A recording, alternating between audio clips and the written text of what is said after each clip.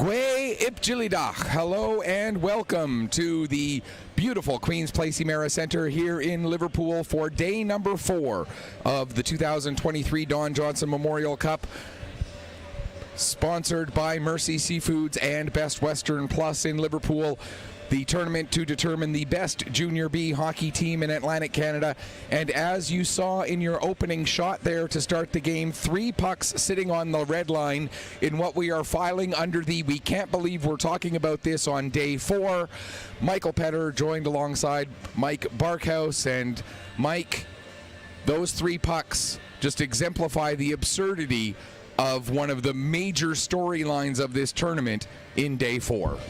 Yeah, I mean, it's one of those things that we have no choice but to talk about it because we've already seen it affect games at this event. You know, 4 or 5 games already through the first 7 have been affected by this rule. And what it is, it's a rule that's always been there, but not generally enforced very strictly.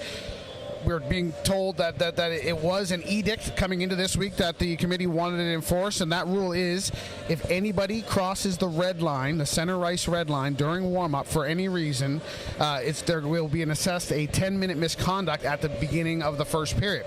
And we've seen it took us a game or so to figure out what was going on, but we've seen several teams, I think every team in this tournament has been a victim of it at one point or another, and now we're starting to see some gamesmanship from teams in warm-up leaving pucks on the red line, and they can't even retrieve those pucks. Teams at this level have to get their own pucks cleaned up after warm-up.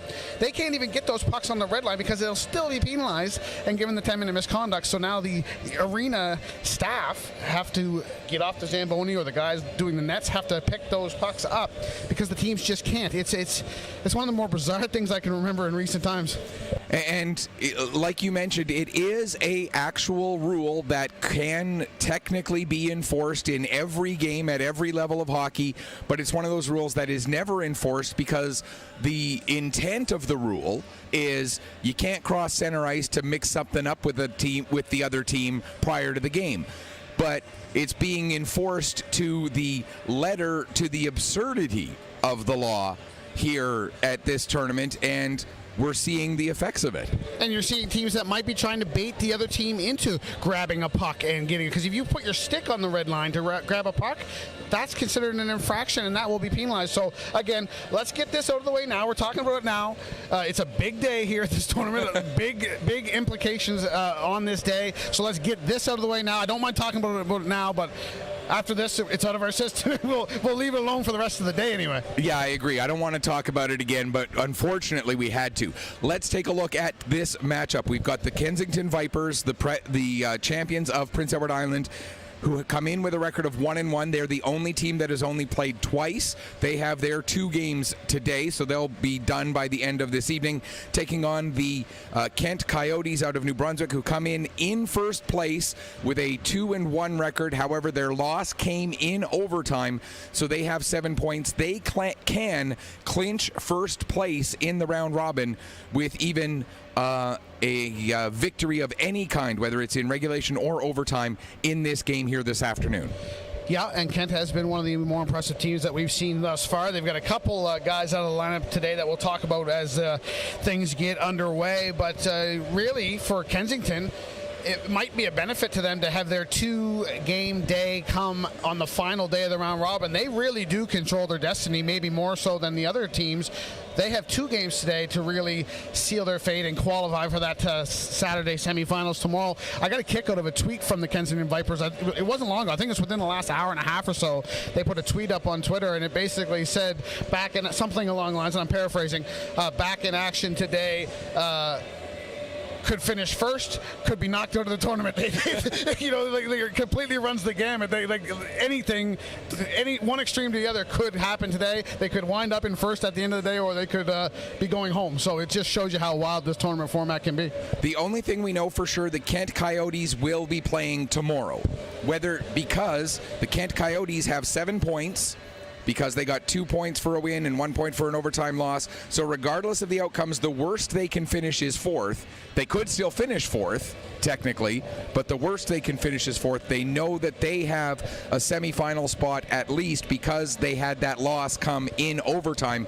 Getting that 1 point makes all the difference, which might be why we're seeing Alex Basque, Joshua Breaux, and Alex Ferguson getting a rest today, because they know they've got a game tomorrow no matter what.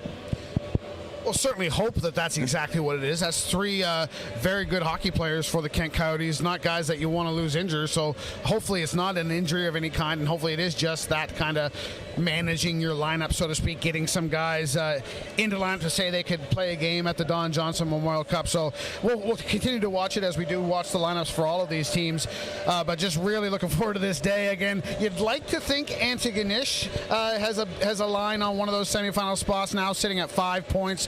But winning in a shootout yesterday as opposed to regulation puts that in more doubt than it would. If they would have got out of there with a regulation victory, they'd be sitting pretty. So it's a fascinating format. It's going to come right down to the 7:30 game tonight. Absolutely. As we take a closer look at the standings, the Kent Coyotes, as we mentioned, two victories and a shootout loss gives them 7 points. They are in first place. The Antigonish Bulldogs, with a regulation victory, a shootout victory, and a regulation loss, gives them 5 points through their 3 games so far. They are not guaranteed a spot in the semifinals. It would take mathematics of an epic proportion to knock them out, but they are very much in control of their own destiny with 2 wins already. Kensington Vipers at 1-1, as you mentioned on their tweet. They could finish first if they win this one and win at 7:30. They could finish out of it if they lose both of those games. Anything can happen. The Liverpool Privateers with a record of 1-2. The CBN Junior Stars also with a record of 1-2. So the 3 teams, Kensington, Liverpool, and CBN, all tied at 3 points. Kensington a little bit of an advantage out of those 3 because they do have 2 games today to get points instead of just 1.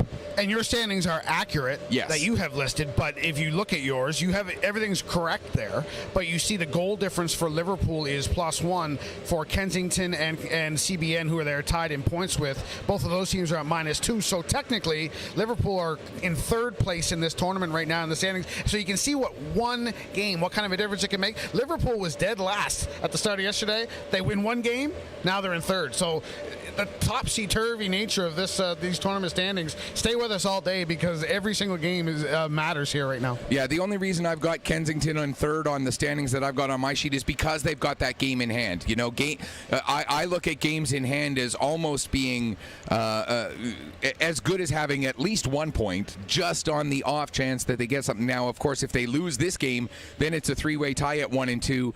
Then we start looking at goal differentials. We start looking at all kinds of other possibilities.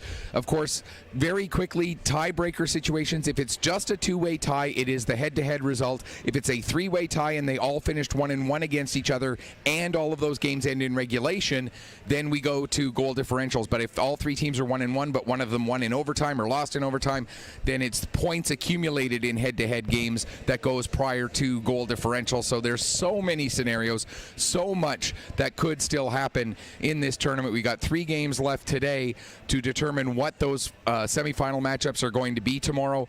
And stay tuned because, yeah, anything can happen. Let's take a look at the goaltender matchup for this game. I didn't see it for sure, but I am 90% positive that it's Olivier Dallaire getting the start for the Coyotes. He would get his 2nd start of the tournament after Zachary LeBlanc played Game 1 and Game 3. Dallaire played Game 2, now playing Game 4. He has a 1-0 record with a 1.0 goals against average, a .973 save percentage, and I'm 99% positive that it's Noah Visser getting the start again for the Vipers. He has a 1-0 record, a 2.18 goals against average, and a .911 save percentage. Your thought on the goaltender matchup, Dallaire versus Visser? Does either side have an edge in net? I think from what I've seen, I would give a slight edge in the goaltending department overall to the Kent Coyotes. We saw Olivier Dallaire absolutely star in that second day, that day 2 victory over the Antigonish Bulldogs. But it is a true goaltender rotation right now for Mario Cormier and the Kent Coyotes. We'll see if that changes beginning tomorrow, if they'll pick one guy and go with him. But it is a true rotation through the round robin. LeBlanc's played 2, and now this will be Dallaire's 2nd start. But again, it's no downgrade whatsoever. Olivier Dallaire is a true #1 goaltender, and we expect him to be good this afternoon. Noah Visser, clear-cut #1 for the Kensington Vipers. Started the first game, got the win. and then came in relief yesterday of Jonah Arbing after a tough first period for him. So I think it's going to be Visser the rest of the way for Kensington. Wouldn't be surprised at all. Actually, I would be surprised if it wasn't Visser for both games today for Kensington with, their season on the line. There's no other way to put it. Exactly. Now, one other lineup note that we have to talk about is that the Vipers are not dressing 20 players today.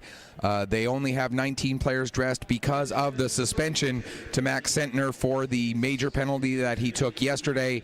Centner, you've mentioned when he's on his game can be one of the real game breakers. However, when he is off his game and he gets out of his proper headspace, we see things like the major penalty that he took yesterday.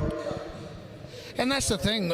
We've talked about the style that Kensington employs, the game plan, if you will, that basically all Prince Edward Island teams are known for, and there's nothing wrong with that game plan. But that game plan, you're constantly walking the line. You're constantly right at that edge. That if something doesn't go your way, or if playing physical, you take a knock and you feel that pain, you get that rush of adrenaline and rage, things can boil over and you can lose your head a little bit. So when you play so close to the line as a baseline, things like this are going to happen. Unfortunately, they're going to be without Centner today. We don't have official word on the length of that suspension. Hopefully it's just the one game. I imagine it probably will be. There was nothing overly malicious about the hit. It's just a automatic suspension type deal based on what the infraction was. So we expect we'll see Centner tonight in the 7:30 game, but he will be missed today. They need all their guns. They've got the thinnest roster in the entire tournament in terms of numbers. I'm not talking about talent. I'm talking about pure numbers. They've got the shortest bench in the entire tournament, so they don't need to lose anybody, much less a Max Centner. The other thing to look at from the Vipers' perspective, in their 2 games, they have scored 6 goals. The Coyotes, on the other hand, in their 3 games, and of course, there's a little bit of a difference when you talk about 3 games versus 2, but 6 goals in 2 games, that's 3 goals per game. For the Coyotes, in their 3 games, they've scored 7, 8, 9, 10, so 3.33 goals per game, a little bit better offensively on the goals per game for the Coyotes, 3.33 as opposed to 3.0 for the Vipers. But when you talk about the Coyotes, again, they've got a couple of players who are playing for the first time this week, so they'll have fresher legs. You've got players who have had a chance to sit for a game here or there, so they're playing their second game instead of their fourth for the Coyotes. And that extra depth that they've got certainly will be a factor, especially when you count that there's only 19 players again for the team from PEI. Yes, but one thing that bodes well for the Vipers, we talked about the 3 players not in the lineup today for Kent. 2 of those 3 players are 2 and 3 in tournament scoring. Alex Baskin, Alex Ferguson, just behind their teammate Julian LeBlanc for the tournament scoring lead. So some impact players not in the lineup today. That might favor Kensington a little bit, but again, it's going to be a tough challenge either way. Kent are deep, skilled, big, nasty, and they get good goaltending. They're a really complete team. So it is New Brunswick versus Prince Edward Island, Kent versus Kensington after O Canada.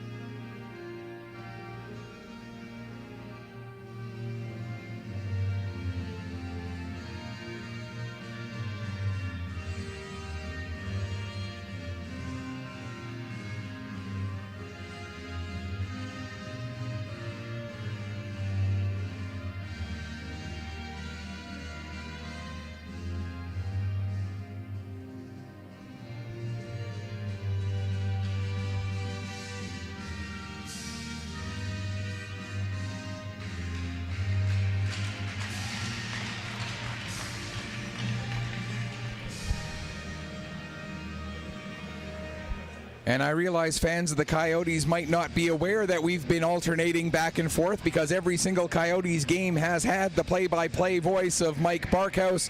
Mike, It's your turn once again, and you've got the Coyotes for the call. This time it's against the Vipers. Over to you. Thanks, Mike. And we might as well just keep it that way now. What's the point of switching it up at this point? Like I said, we said the other day, Plan B or Option 2 for, I don't know who normally does the Kent games, if there is anybody, but I am the adopted voice of the Coyotes for this week. Yeah, as you mentioned, starting goaltenders Olivier Dallaire to our left for the Coyotes and Noah Visser to our right for the Vipers.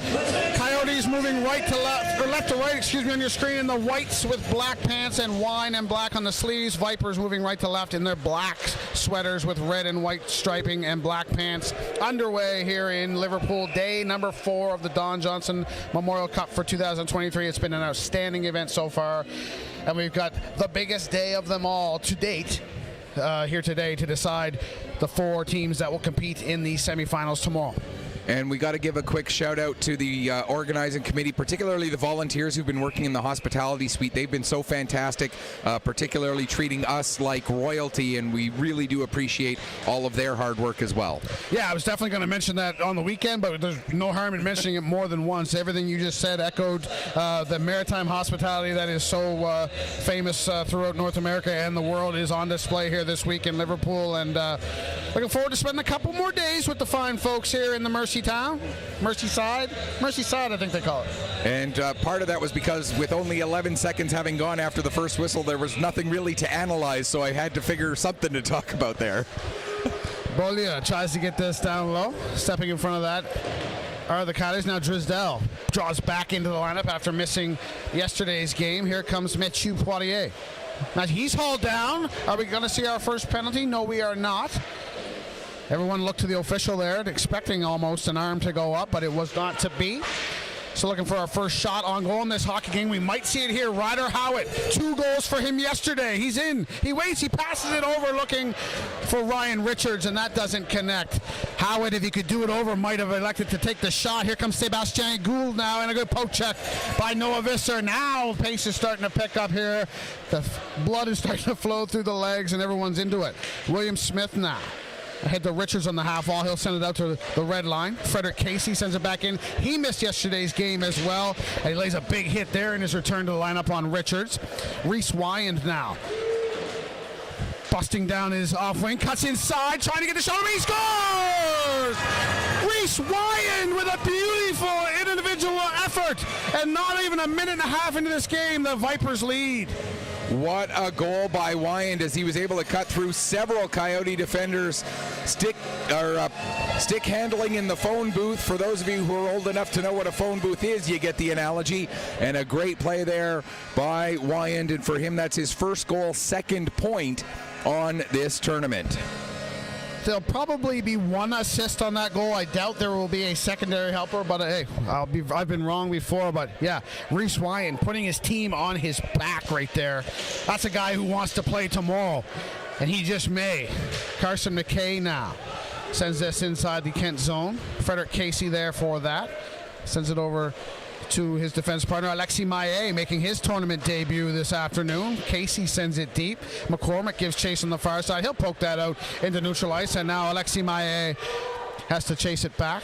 He'll bank it out the boards to Julien LeBlanc. Tournament scoring leader is Julien LeBlanc, number 16 in white. So if you're tuning in for the first time this week and you're wondering who to keep an eye on, there's number 1 right there for Kent. He's number 16 on the sweater, but that's player number 1 that you should keep an eye on, Julien LeBlanc. LeBlanc so dangerous, particularly when the Coyotes have the power play. We'll talk about that more if they do get a power play at some point in this game, where he just parks himself on top of the left wing face-off circle and waits for a one-timer. So dangerous from that spot.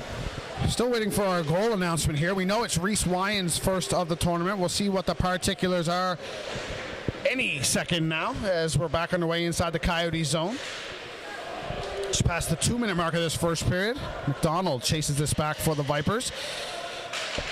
McDonald did get it out. A good effort there by Drysdale to try and keep that in, but he wasn't able to do so. Offside call with 17:43 to go in the first. Carson McKay with an assist, and Nick Reeves with the second assist on that goal. So once again, it is Reese Wyand, first goal, second point of the tournament. Carson McKay and Nick Reeves with the helpers at 1:24 of period number 1. McKay and Reeves are two of those guys for the Vipers with junior A experience that we talked about yesterday that need to get going if this team's going to have success. So far, so good. They're both on the score sheet, minute and a half in. Now the Coyotes setting up in the offensive zone for the first time in this hockey game.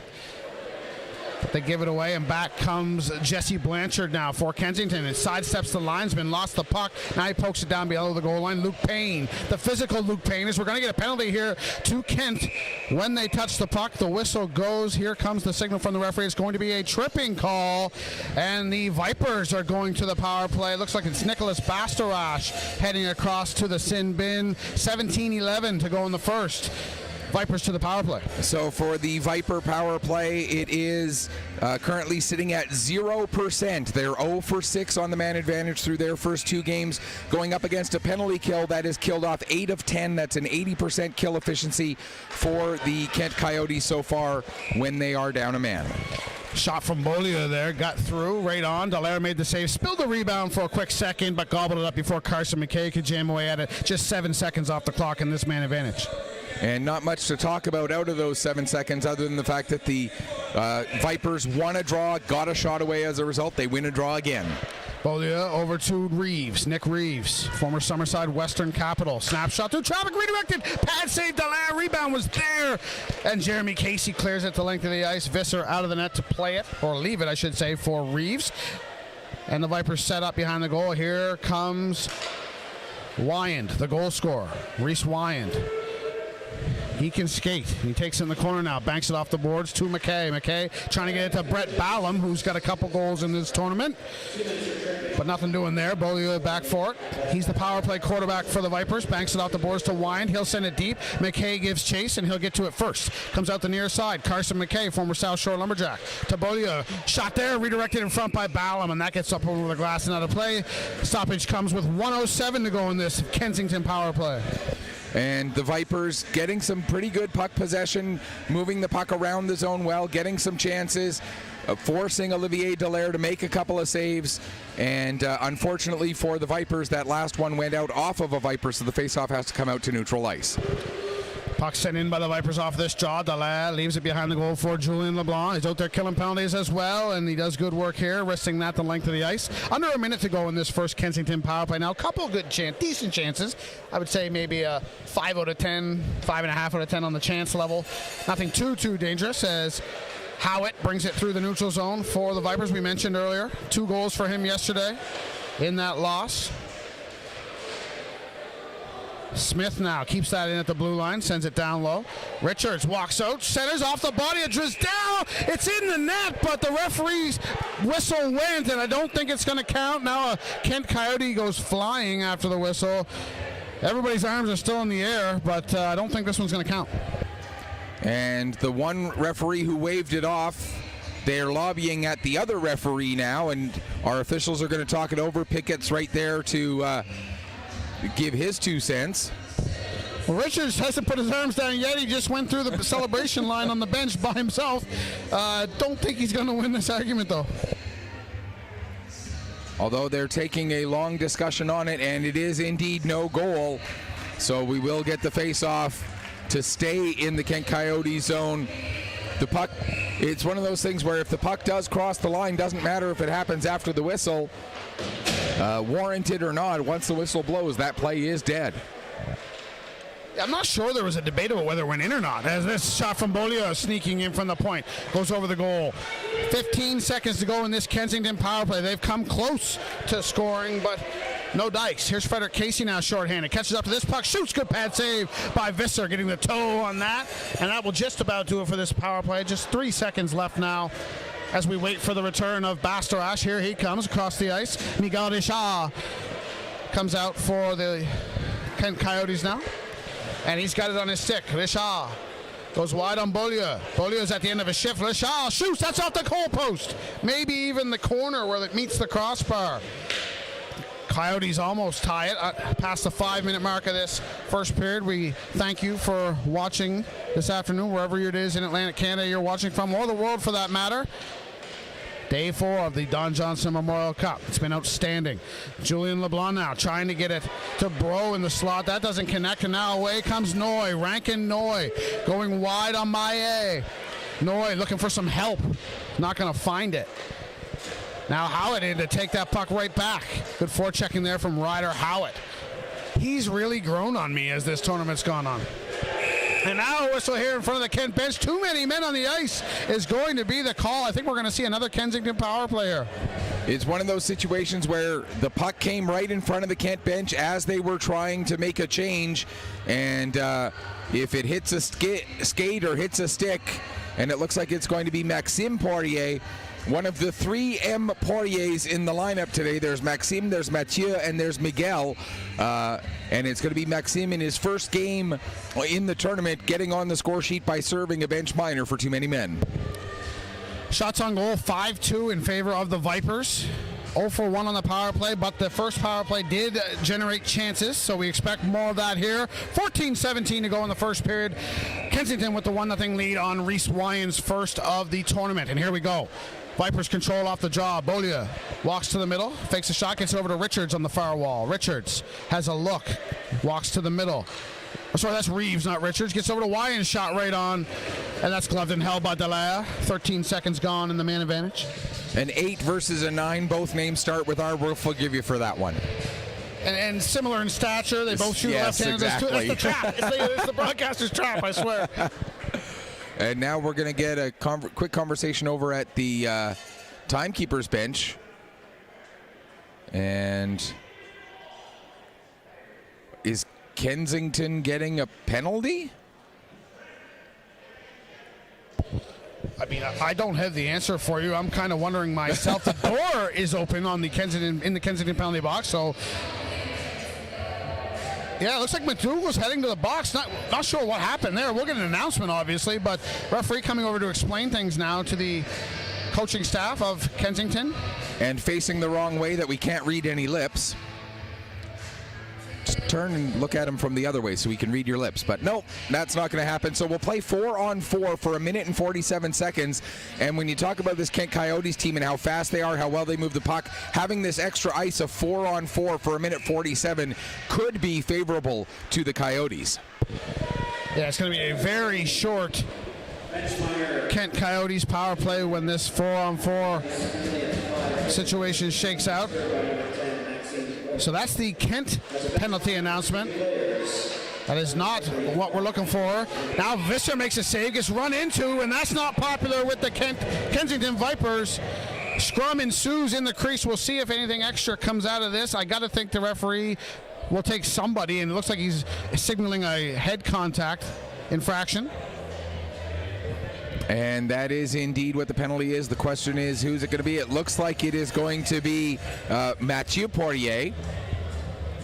So we're now down to a 4-on-3 power play for the Vipers. That will last for 1 minute 28 or less, depending on whether something else gets called or a goal gets scored. Still waiting for the announcement on that Kensington penalty that is being served by Carson McDougall. As the parade to the penalty box here, 3 penalties coming in a span of just over 30 seconds. Reeves, lots of open ice out there as you see on the 4-on-3. There's a shot from Wyand. That's stopped by Dallaire. Now Beaulieu with a chance, and he airmails that wide on the blocker side. Good chances here for the Vipers, looking to extend their lead early. Reeves over to Wyand. He misfired on the one-timer. Carson McKay now gets it back to Wyand on the half wall. No need to rush here with all the extra ice. Reeves over to Wyand, top of the circle. Back to Reeves. Nick Reeves over to Beaulieu to Wyand. Wyand in, shoots past a rebound. McKay can't find it. Beaulieu now. Back to Reeves. To Beaulieu. Looks like it's an unsportsmanlike conduct penalty to the bench of Kensington. And McKay down low, had that come off his skate, couldn't corral it, and LeBlanc rips it down the length of the ice. 33 seconds left in the first minor as McKay picks it up now, goes wide on Bourque, tries to center for Beaulieu, doesn't connect. Now out the near side, Carson McKay back to Beaulieu, top of the circle. The line's been out there the entire time for Kensington. Reeves, Wyand. Try to get it down to McKay. Now McKay does find it. Back to the point to Reeves. Just 10 seconds left in the original penalty as Wyand sends it down low for Carson McKay. McKay centers. Wyand can't get a stick on that. Penalty for too many men to Kent is over. Back into the play is Maxime Poirier. Now Carson McKay drops for Wyand. 4-on-4 we are now for another 3 seconds. Now out comes McDougall, and it's a 5-on-4 for 15 seconds for the Vipers. Drisdell wires this around the boards, kept in by Wyand. Richards has it now. I'm sure it's Richards this time. Now Drisdell lifts it off glass and out, and that's just about going to do it. Back to 5-on-5 we go as Richards brings it in over the blue line. Drops it for McDonald. He's shot. Goes wide. Colby McDonald with that one-timer. Now the captain, Duncan Pickett's. I've really liked his game in this tournament. Gets it to Richards. Back to McDonald's shot. Hits something on the way in and goes over the goal. Pickett's now trying to make things happen. Back to McDonald. Couldn't quite keep that in at the blue line. That was a little hot to handle. 6-3, the shots on goal in favor of the Kensington Vipers here as we approach the halfway mark of period one. It's been a good one so far. Richards now to the side. Pickett's fans on it. Oh, that was a glorious chance. Pickett's couldn't get stick to puck. This is the most vulnerable that we've seen Kent in their own zone, I think, the entire tournament. I agree 100%. They are not looking quite as sharp as they have. Maybe it's the 12 o'clock start after playing a pair of games yesterday. Penalties as well, isn't it? Penalties, absolutely. Here's Payne now with a shot. That's kicked aside by Dallaire. Payne. Back to McDonald's shot. That's off the end boards. Dallaire trying to cover it. Has a little trouble. It's still loose. And finally we do get the whistle and some pushing and shoving now as, again, we're going to see that in every Kensington Vipers game. Really starting to establish their will here. 10:39 to go in the first period. As a bit of a statistical anomaly, despite Kensington having taken a penalty, Kent still has yet to have a power play. And Kensington, despite Kent taking 3 penalties, are now 0 for 4 on the power play. Just the way the penalties have lined up, there were 3 different power play times out of the 2 penalties that were called in that whole big sequence. So Kensington now 0 for 3 on the power, or 0 for 4, excuse me, on the power play, and Kent still yet to get a power play advantage. Back underway. Vipers control off the draw. Payne sends this down low. Jesse Blanchard centers. Who's looking for Ballum. Stepping in front of that was Julian LeBlanc. Back comes Maxime Poirier. Dropped it, looking for Jeremy Casey. That's going back the other way, though. Ballum, 1-on-2. Blanchard trying to join him. Good play there to break that up. Knock it off Ballum's stick. Ballum gets it back behind the goal. Now LeBlanc takes it. Stretch pass to Maxime Poirier. Diminutive, but quick. Poirier over to Jeremy Casey. Shot is blocked on the way in. Now comes off of Visser. He doesn't know where it's at. It's bouncing around in the slot there. Payne finally comes away with it and sends it off glass and out. This is going to be an icing call on the Vipers as we are past the halfway mark of the period. 1-0 Kensington leading. And the defensive play on that rush by Ballum about 20-30 seconds ago, it was Alexis Maillet who had that great defensive play, drawing into the tournament for the first time and showing why he is part of that defensive depth of this Kent Coyotes. Made a very nice play on a very dangerous Ballum on the rush. Back underway, Drisdell shot. Gets through. Doesn't get in, though. Now Drisdell gloves it down. Would have been a glove pass had a Coyote touched it, but it was a black sweater. Now lifted up over the glass by Ballum into the meshing. So another defensive zone faceoff for the Vipers with 9:41 to go. Shots on goal 7-4 in favor of the Prince Edward Island champs.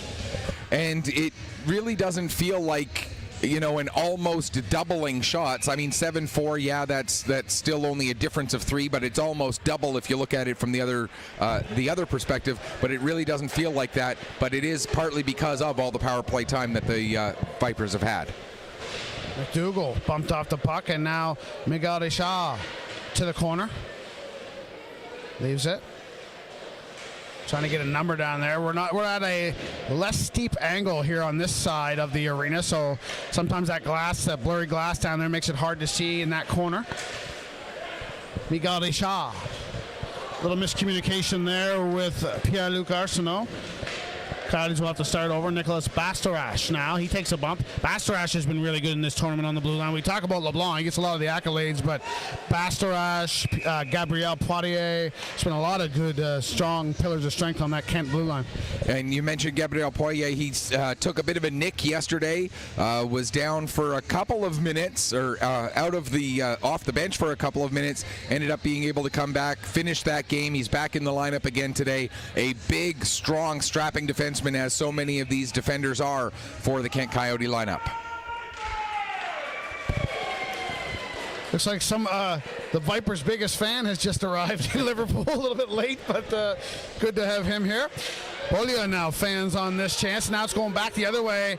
2-on-1 for the Coyotes. Miguel Richard waits, centers it over, and Miguel Poirier couldn't get a stick on that. Richard would probably shoot that if he could do it over. Passed up a good scoring chance. Now it's flipped out to neutralized by the Vipers.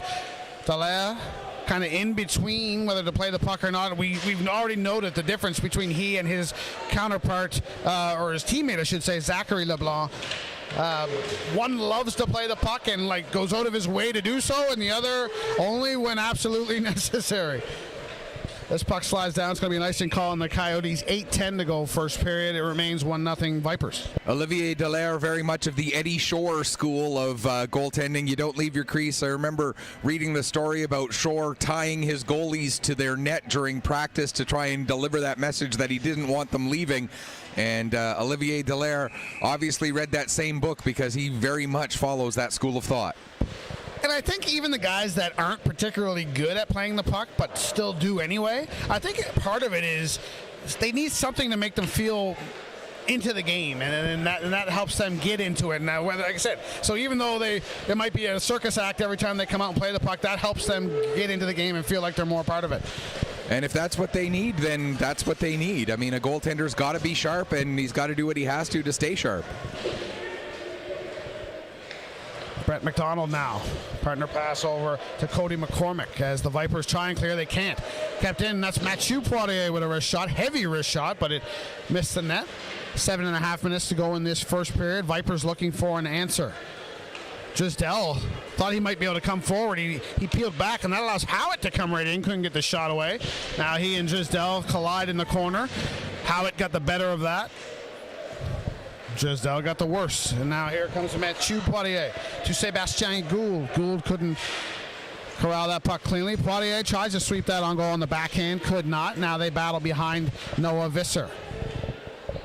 Gabriel Poirier from the corner sends it right off of Visser. That's a intentional play to try and create a rebound, and it did. Bastarash sends it down low now for Poirier.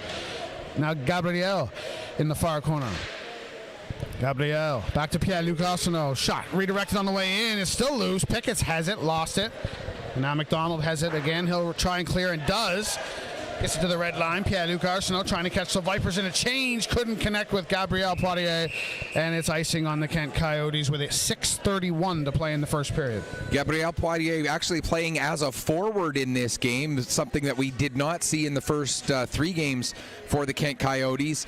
And it just shows how much depth they have on defense, that when they draw a couple of other guys in, and it shows the skill and the versatility of a Gabriel Poirier, that you're comfortable playing him as a defender or you're comfortable playing him as a forward. He has all of the skills that you need for either side of that equation. And all 3 of the players not dressed for Kent today are forwards, so someone's got to come up and play the forward position, as there's clearly a shortage at that position today. This shot from McCachran from the point changes direction. Dallaire focused, snares it, and we'll do it again to the right of the Kent goal. 6:26 to go.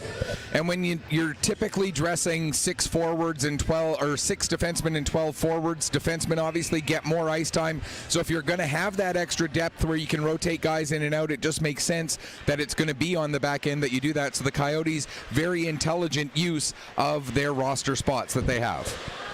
Ballum takes a bump down there by Maxime Poirier. Seeing a regular shift here in his first game of the tournament. Good to see.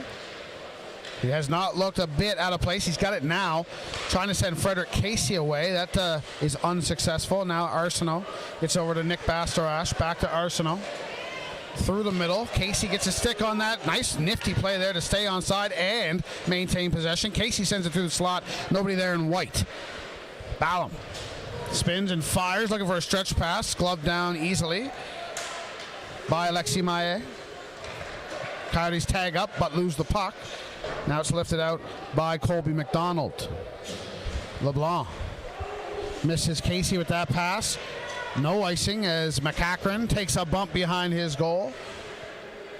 McDonald pokes it to Carson McKay. McKay led the Vipers in scoring during the regular season, but he's been more quiet here in this tournament as Visser makes another save, I think off of his mask, up and over the glass and out of play for a stoppage. 5:17 to go in the first period. Vipers have been leading 1-0 since the 1:24 mark of this first period. And I think the fact that they got that goal so early, it was while that feeling out process was still taking place. Now the Coyotes a little bit more into their tempo, a little bit more into their groove. I think the Vipers are going to be glad that they were able to get that, small as it is, cushion before the Coyotes really got their legs underneath them here in the early afternoon game. LeBlanc shot goes off a body and wide into the near corner. We said too yesterday that Kensington didn't have time to start to implement their game plan because they went down so early. Well, it's been the opposite today, and you can see the results. When they get ahead, they're definitely a team that plays better with the lead than they do from behind. Absolutely, and it's one of those challenges that teams have. Sometimes some teams like to play with that extra pressure. Not that you ever want to be behind, but they thrive on that extra pressure that comes from playing from behind. This Vipers team needs to have that lead, needs to have that cushion to be able to execute their game plan the way they want to. Smith sends this in. Julien LeBlanc tries the far side. That's right to Reese Wyand. He's the goal scorer, and he's been one of the better Vipers in this first period. Can't make anything happen there. Reeves now sends one in towards the goal. LeBlanc blocks that on the way in. Now Samuel Roy finds it at the red line. He's 1-on-3. That's generally not successful for the one, and in this case that holds true. Miguel Poirier tried to get it to Raw. This is a big line, and these guys have great chemistry. Raw with 3 assists yesterday. His best game of the tournament. Now Miguel is offside at the blue line. 8-5 the shots on goal in favor of the Vipers. 4:04 to go in period 1. And just making a note of a bit of a weird statistical anomaly. That's my thing, is those statistical anomalies. Brett Bellum has 2 goals in the tournament so far. He scored both of them in the same game. Ryder Howitt has 2 goals in the tournament so far. He scored both of them in the same game. Duncan Pickett's 2 goals so far, both of them in the same game. So you get the feeling that Reese Wyand, if he gets a second goal of the tournament, it's going to be in the same game. The world needs math guys, folks. The world needs math guys. I keep saying that to my students, but they don't believe me. Here's Howitt, almost on cue. As we talked about his 2-goal game yesterday, Richards now back to the point. Shot doesn't get through there from Cody McCormick. Now McDonald lifts it into the Kent zone. I thought that might be a glove pass, but of course in his own end, it's allowed. It's Gisdell now to Miguel Poirier. Nothing doing across the middle there. Pickett's to Howitt on the far side. Yeah, Howitt is a different player here these last couple days, and we saw him in day 1, maybe a little nervous in the opening game. Howitt's been very, very effective here for Kensington. I really like his game. Seth Silver picked that out yesterday. Here comes Gabriel Poirier now. Snapshot right on. Visser makes the save, no rebound, and now we gather for a quick meeting. But meeting is adjourned. 3:06 to go. And I think the fewer tussles and conferences that we have after whistles, the better it feeds into the Kent Coyotes. The Vipers, as you talked about, as we both talked about, they feed off of that energy, that antagonism that comes out of those conferences after the whistle. But that one there breaking up very, very quickly. Dallaire's going to have to play this one. He plays it right off the referee. Surprisingly, no reaction from the crowd here. That usually draws at least a couple cheers when the puck hits the referee. Offside at the Kent blue line with 2:50 on the clock. I gotta say, the officiating in this tournament has been very good overall. There have been 1 or 2 calls here and there where we've sort of gone, it's curious why they called it that way, but overall, I think you'd agree with me that this has been a very well officiated tournament. They've called what's needed to be called as far as penalties go, but they've let go what has been able to be let go and allow the play to have a good flow to it.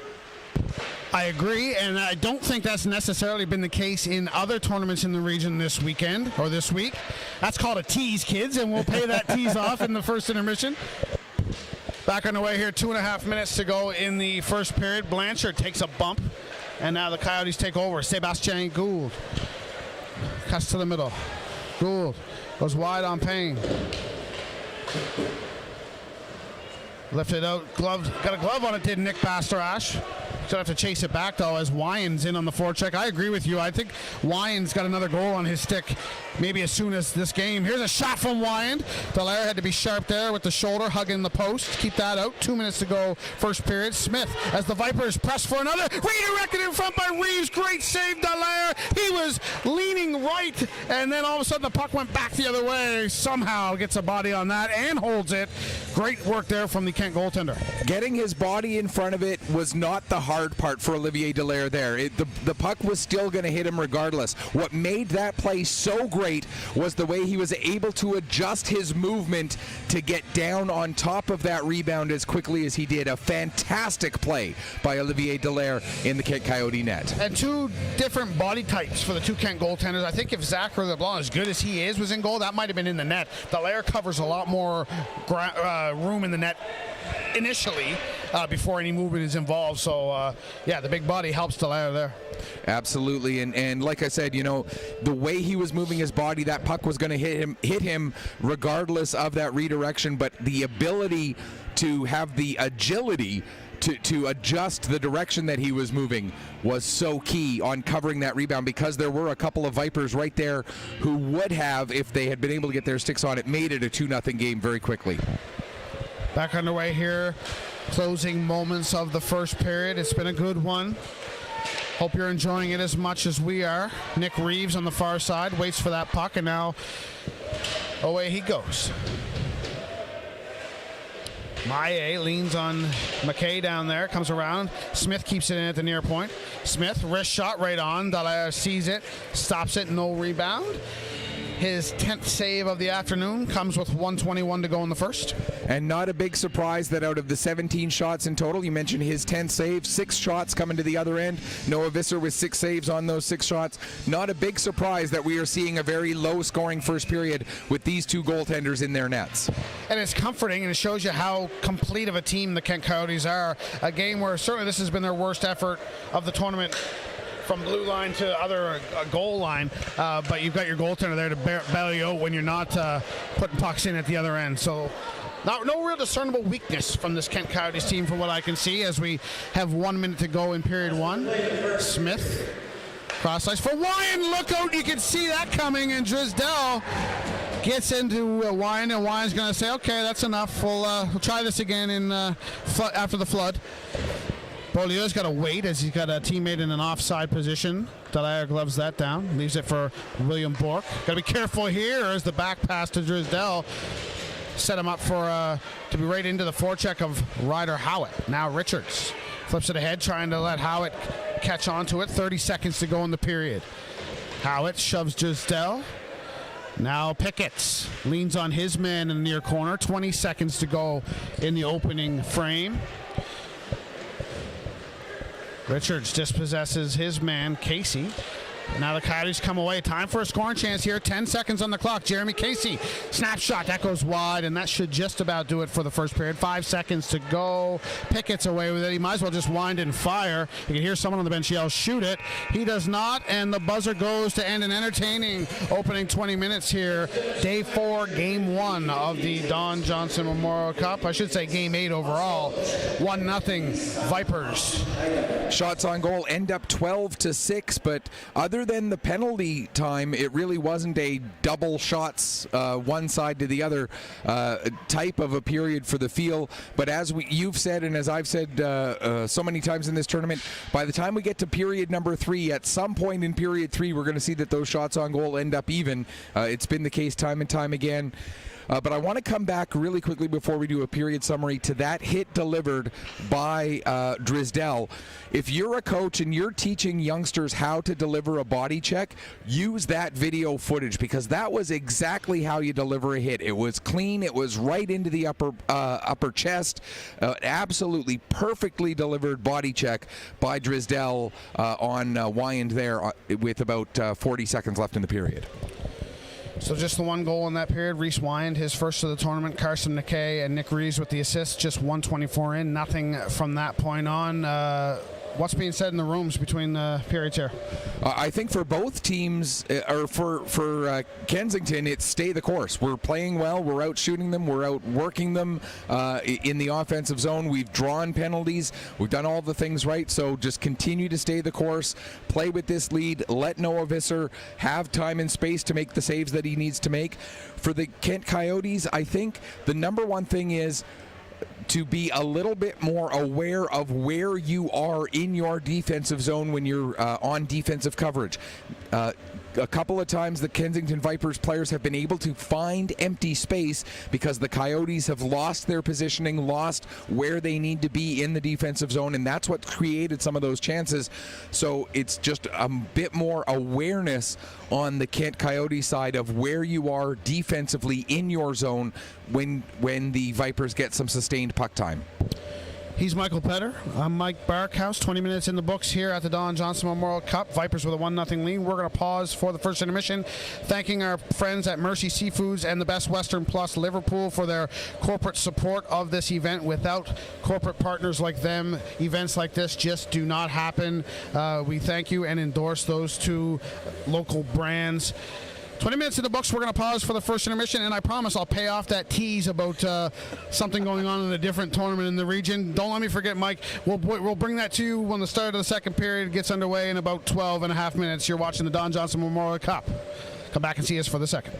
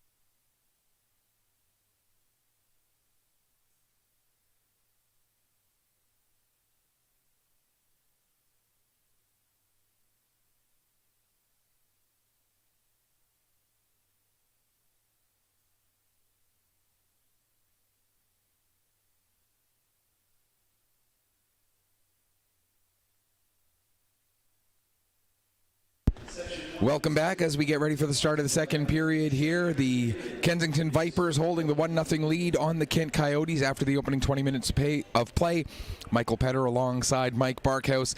And Atlantic Hockey Online, not only your home for the Don Johnson Cup, but also your home this week for the Maritime Hockey North Junior C Championships taking place over in Prince Edward Island, hosted by the Sherwood Metros. And there is the segue to lead us into what you were teasing earlier, Mike, about some issues with officiating and a bit of a strange story coming out of that Maritime Hockey North Junior C Championship tournament. Yeah, so that's a 4-team event over there in Sherwood this weekend, and the Southwest Storm from here in Nova Scotia, the champions of Nova Scotia, the Tri-County from New Brunswick, the New Brunswick champs, and then Tignish, Prince Edward Island champs, and then the host Sherwood team. That's the 4 teams. Last night's game was Southwest and Tignish was marred by a line brawl in the third period. Nothing we haven't seen before. But as a result of that line brawl, the officials called the game right then and there. I'm not sure the exact time of the third period, but I don't think it was, with 1 or 2 minutes to go. The rest of the third period was scrapped. They called the game. Subsequent to that, Tignish no longer at that event. It's now a 3-team tournament. Southwest and Tri-County will play today or tonight. The winner of that game goes right to Sunday's final, and then the loser will play Sherwood tomorrow in a semi-final game. So it's now a 3-team tournament, not a 4. Now, there are conflicting reports. There's one report saying Tignish were thrown out of the tournament, but I have seen something after that from Tignish saying that they were not ejected from the tournament, that they felt the officiating was poor to the point that it was putting their players in jeopardy, their safety in jeopardy, so they elected to forfeit the remainder of their games in the tournament and leave. So not often you see a league champion, a provincial champion, walk away from a chance to win an Atlantic crown. So if that's the case, you have to think it was pretty serious, but still a strange situation all around. Just to put it into a little bit of a perspective, through the score at the time was 6-2 for the Tri-County River Cats. It happened at the opening face-off of the third period. After one period, the penalties were 40-28. Minutes-wise against Tignish. After 2 periods, the penalties were 88-54 against Tignish, and then on that third period opening face-off, only penalties against Tignish were listed, which tells me that line brawl right off of the face-off was initiated by the Aces, and pretty much it was one of those situations where it was a race between the puck and the gloves to see what hit the ice first, in an unfortunate situation. Unfortunately, that means there's one less game today on the schedule as well. So if you're looking to watch that game, that event, the schedule has been adjusted accordingly, with Tignish no longer being in play. And not passing judgment on who was right, who was wrong, whether the game was officiated well or whether it wasn't. But just based on you reading those stats, that seems like a lot of penalty minutes. It does, yeah. And for both teams. Yeah, exactly. And you look at it, Tri-County at 10-11 of the first period took 24 minutes in penalties in one go. At the same time, the Aces took 24 minutes in penalties at that same time. So it wasn't the first melee that we saw in that game, and you and I didn't get a chance to watch that game. It was happening at the same time as one of our games here yesterday. I'm just going from the stats that I'm seeing on the game sheet that we have access to in front of us here, but it was not the first multi-penalty situation. There was another one at 14-19 of the second period. There was another one at 19-15 of the second period. So obviously that game had a lot to it before Tignish decided, and again, only going based on the way the penalties are written here to start the third period, Tignish taking things into their own hands right off of the face-off drop to start period number 3, and the game was called at that moment. They did not play any of the third period beyond that opening face-off. So there's your Junior C update. 2 minutes gone in this second period. Still 1-0 Kensington Vipers here at the Junior B Atlantics, the Don Johnson Memorial Cup. McCormick for the Vipers lifts this in. It's going to go right on Dalaya, and tricky one, and he handles it as best he can. Holds it for a whistle with Duncan Pickett bearing down on him. So very quickly, the Tri-County team and the Southwest Storm are both 2-0 after their opening 2 games. They will play today. The winner will get the bye to the final. The team that loses that game will have to play the semifinal against the Sherwood Metros tomorrow. Sherwood was going to play Tignish today. That game obviously has been canceled. So Sherwood will finish the round robin with a record of 0-2 and will go into the semifinals tomorrow as the 3rd seed. The game never fails to deliver storylines, does it? Not at all. Nicholas Bastarash now in his own end. Shots on goal, 15-8 now in favor of Kensington. And now they score another one. Looks like it's Brett Ballum, the celebration king of this tournament. He's got a different one for every goal. He's got his 3rd of the Don Johnson Memorial Cup, and it's a 2-0 Vipers lead. An early period goal for the 2nd straight period. The first period, it came a minute 24 in. This one comes 2:27 in, and the Kensington Vipers double up their lead. The Kent Coyotes now trailing by 2, and that is the 3rd goal, 3rd point of the tournament for Brett Ballum, and changes the complexion of this game in a big way from a 1-goal margin to 2. And we got on Ballum a little bit yesterday about his play, his undisciplined play hurting his team, and saying what he can bring to the table when he's switched on, and you see it here today again. He's playing more Brett Ballum hockey, and he's got his 3rd of the tournament. So Vipers in the driver's seat here early in the second period. We'll see what we get as far of a response from the Coyotes. Luke Payne with an assist, as well as Carson McDougall. Vipers are off and running here in period 2. Kent tries to chop this out. They do. It's past McDonald. It's going to go the length of the ice for an icing call against the Kent Coyotes. 16:50 to go, second period. And it's interesting that so far in this tournament, the team that's had to play 2 games in a day, which was the Kent Coyotes on Wednesday. They won the opening game. They ended up winning the follow-up as well. Yesterday, CBN won the opening game, ended up losing their second one. And right now, the team that has to play twice today, the Kensington Vipers, lead 3 minutes and 20 seconds into the second period. And we talked about it a little bit last night. As I said, if you do have a 2-game day, you'd feel much better after winning the first one than you would coming in off of a loss. So those teams certainly putting themselves in good positions. Here goes Wyand, scores! Reese Wyand makes a savant out of Michael Petter. We both said, but Petter especially said he had a feeling that Wyand might have another goal on his stick. And here we are, not even 4 minutes into the second. Reese Wyand has his 2nd of the day. 3-0 Vipers. If any of my students are watching, see, math is important, but also if any of my students are watching, go pay attention in class. Actually, no, they're on their lunch break right now. So, okay, you guys can watch for 8 more minutes, then get back to class. Reese Wyand has been one of the more impressive players for the Kensington Vipers today. He's got 2 goals to show for it. Unassisted goal for Reese Wyand. And now we start to see what the Kent Coyotes, how they handle things here right now. 3 of their better players out of the lineup this afternoon. No more games today for them. They know they're going to play tomorrow. But hey, we talked about they can clinch first place with a win of any kind today. It's an uphill climb to get that now, and they don't want to concede too many because, crazy things can happen in these events. But yeah, Kensington doing what they need to do, controlling their fate, controlling their destiny here today with the 2 games, and so far so good. Yeah, they know they can finish no worse than 3rd, and the reason we know that is they have 7 points. There are 2 teams that can get a maximum of 6. That means there are 2 teams at least that are going to be behind them when the final standings are done. And if you don't care about having last change in a semifinal or the final, and you're not too worried about whether you go in as the number 1, number 2, or number 3 seed, then this game doesn't have that same impetus on it for the Kent Coyotes. But right now, if for no other reason, they need to get something to get their confidence back, get their swagger back, because right now, all of the swagger on the ice on this game is with the guys in black from Prince Edward Island.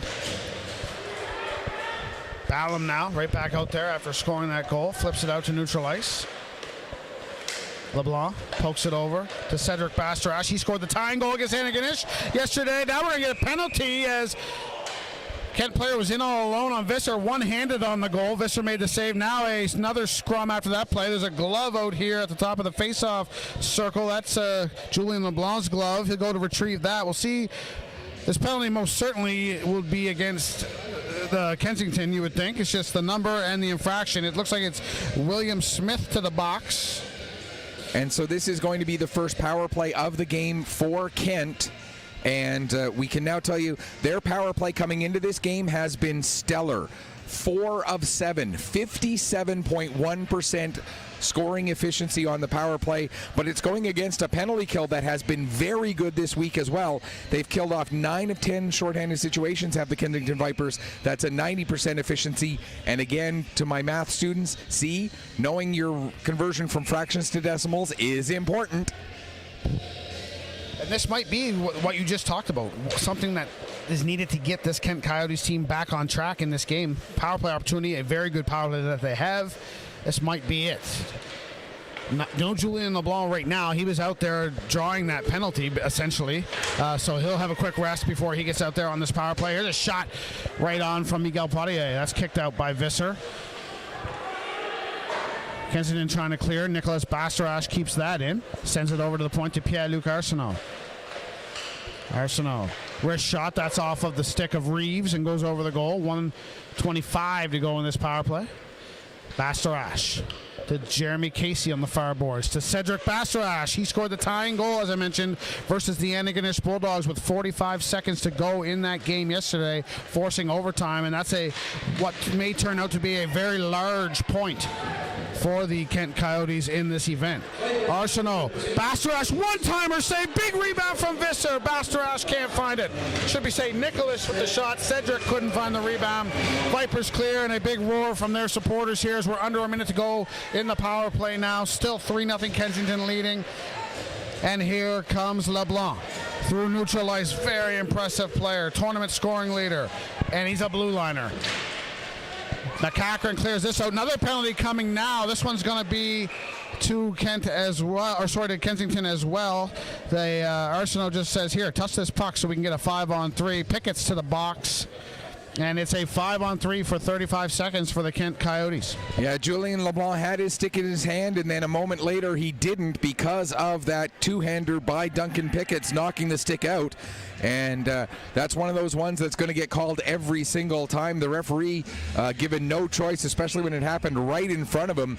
So a 35-second 5-on-3 here for the Coyotes. A chance to start climbing their way back in out of this 3-goal deficit. Julien LeBlanc lines up at his usual spot on the power play. Look for him to feed over here towards the boards in his office, looking for that one-timer. He's got the stick in the air now. He's got the one-timer. Fisher gets a stick on that.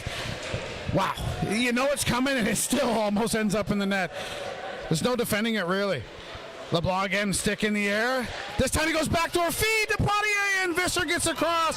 Maxime Poirier with a great chance. Visser read it well. Everyone in the building thought LeBlanc was going to fire that shot, and a beautiful pass right on the tape instead. What makes an effective tool effective is those occasional times when you don't do it. It's why the play action works in football, because you think it's a run and play, but no, it ends up being a pass. Drop shot in tennis. Exactly.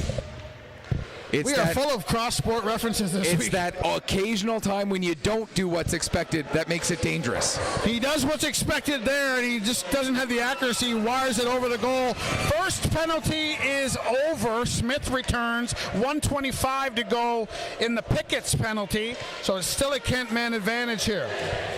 Play in front of the Kensington bench. And here they come. Alexis Maillet over the blue line.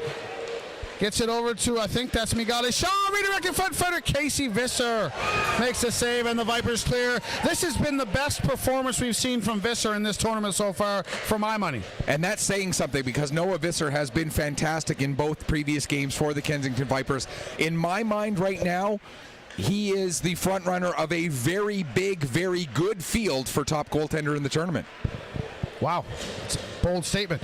Miguel Shaw goes wide. Shoots right on. Visser stops that. Bastarash.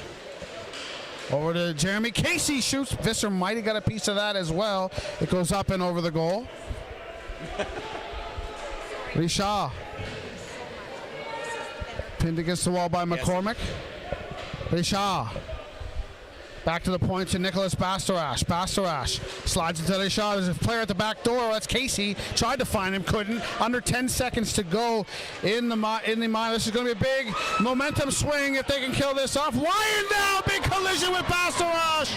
Now Dallaire plays it over to Casey in the corner. Penalties are over. Pickett's is back. 5 aside. Hockey now with 11:05 to go in the second. Shots on goal 18-14 in favor of the Vipers, and they continue to lead 3-0 as this shot is off a stick and out of play, and now you hear the roar from the Kensington fans. Big penalty killing there. And sometimes when you deliver a body check, it's not about who gets the better of the check, but it's about who has the better situation after the check. Bastarash maybe got knocked down by Wyand, but so what? He disrupted the rush of Wyand and took away the scoring chance. Bastarash ended up down, but it was still a great hit by him to get Wyand off the puck. Pickett chips this out to neutral ice. Didn't get enough on it, though. Now Howitt has it. Approaching the halfway point of regulation. It's been all Vipers in this one. Richards off wing wrist shot gets on. Dallaire can't freeze it. Made the save but couldn't cover it. Now McDonald has it at the near point. Gets it over to McCacker. McCacker's shot. That might have been another save from Dallaire. Now away come the Vipers. They haven't stopped skating. I'll give them that. Mathieu Poirier. And I thought that might negate the icing, but the whistle most certainly goes. At the junior A level, they have that hybrid icing where, you know, if you're going to win the race, then the icing gets waved off. But in junior B, it's still, if it crosses the line, it is an icing. It was very, very close. Wall almost got there before the puck crossed the goal line, but it did get across, and so that is the icing call. But given the reactions, though, of some of these players throughout this event on plays just like that, I wonder if perhaps in their leagues they do have the hybrid icing, and then maybe for this event it's the more traditional no touch, because there's been some reactions where players didn't like icing calls for that very reason. So I'm wondering, again, if that's a quirk of a tournament like this that has a different set of rules for some things. Very good question. Smith now, wrist shot. That goes over the goal. Ballum trying to find it at the side. He's got another goal today, his third of the event. Smith lifts it into the near corner. Bork in to collect. Under 10 to go in the second period. Kent need the next one. I don't think I'm going out on a limb in saying that. Bork back to Smith at his own blue line. He'll advance it to the red line and send it partially in. Gloved by Bork. He'll send it deep. Visser out of the net to play it. Play it he will over here to Luke Payne waiting for it. Payne hasn't been as physical body checking wise today, but again, he's been a leader out there for the Black Shirts. I miss those old names like that, you know, Black Shirts, Red Shirts. Keep it simple sometimes. Olivier Bro now over to Gabriel Poirier, playing forward today, as Michael told you in the first period. Bro to Nicholas Bork. Shot is blocked on the way in. That's a big block. That was labeled for the top corner. Now Howitt back the other way with speed. Cuts inside nicely. Ran out of real estate, though. Now he tries to get it back to Noy. That doesn't connect. McDougall off the bench. And that goes nowhere. Another icing call against the Coyotes. 20-14 the shots on goal in favor of the Vipers. 8:45 to go in the second. It's Vipers by 3. I'm going to give you the one exception to that black shirts, red shirts, that kind of thing. The one exception that I cannot stand, and if there's any Ottawa fans here, I'm sorry, the Ottawa Red Blacks. I am so on board with that statement, you wouldn't even believe it. That might be my favorite thing you've said all week. The dumbest name in professional sports. Thank you. Anyway, we'll come off that soapbox fairly quickly before we offend anyone. Noy. Centers for Howitt. Good save, Dallaire. McCormick can't keep that in at the blue line. He'll send it over to Brett McDonald. McDonald's got time. Gets it to Noy. Noy cuts inside. Noy shoots off the side of the net. Quick release from Rankin. Noy beats Dallaire, but not the goalpost. Now you start to wonder, and again, you don't want to overreact because that's not what we're doing, but who do you go with now tomorrow for Kent in goal? I know it might be a little early before we talk about that, but it's worth repeating. Dallaire does not look like the brick wall that he looked like in his first start. I think the way Zachary LeBlanc has played, I mean, you consider his loss was in a shootout against Antigonish in a game that was absolutely stellar by both goalies. I think you go to LeBlanc. You go back to LeBlanc for the semifinal, and then depending on how things go in that semi, as we get more pushing and shoving and face washes and everything else after another whistle here. But the important thing out of this is McCormick and McDonald stay where they belong, so the faceoff will stay inside the zone. Neither one of them came down low, and we are going to get a penalty. It's going to go against... Looks like it's going to go against the Vipers. It's going to be Carson McDougall who goes off for the rough after the whistle. So the Kent Coyotes will get a power play. And I want to come back to what we were talking about with the goalies. Right now, this next 7 minutes and 41 seconds might really tell the story for Olivier Dallaire. If he is able to make saves and keep his team within 3 and maybe allow them to get a goal or 2 back, maybe he gets back into that position where we start talking about who do you go with in the semis. But right now, for me, it's LeBlanc all the way.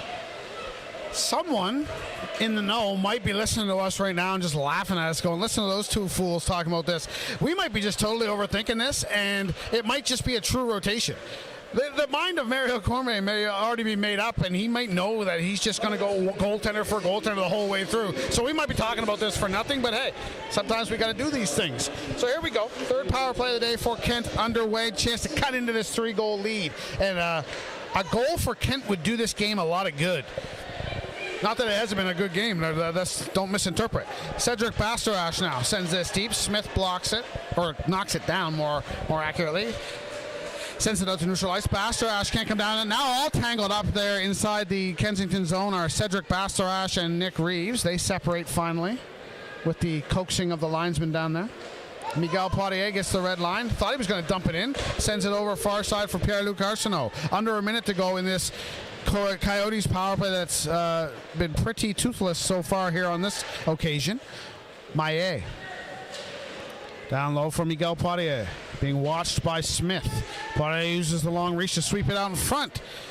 Arsenault couldn't get to it. Now Casey in the stop for Cedric, and he just shoots it wide. That didn't miss by a lot. Jeremy Casey keeps this in on the near boards. Try to get to Cedric Bastarache. Now Poirier sends it over to Casey, and the point pass for Maillet is errant. 25 seconds to go on the power play. Julien LeBlanc sends this in. Beaulieu gives chase along with Maxime Poirier. Miguel Richard back to Maillet. Maillet to Beaulieu to Richard, touch pass. Sorry, LeBlanc to Richard, touch pass, doesn't connect. Casey, that's Frederick Casey.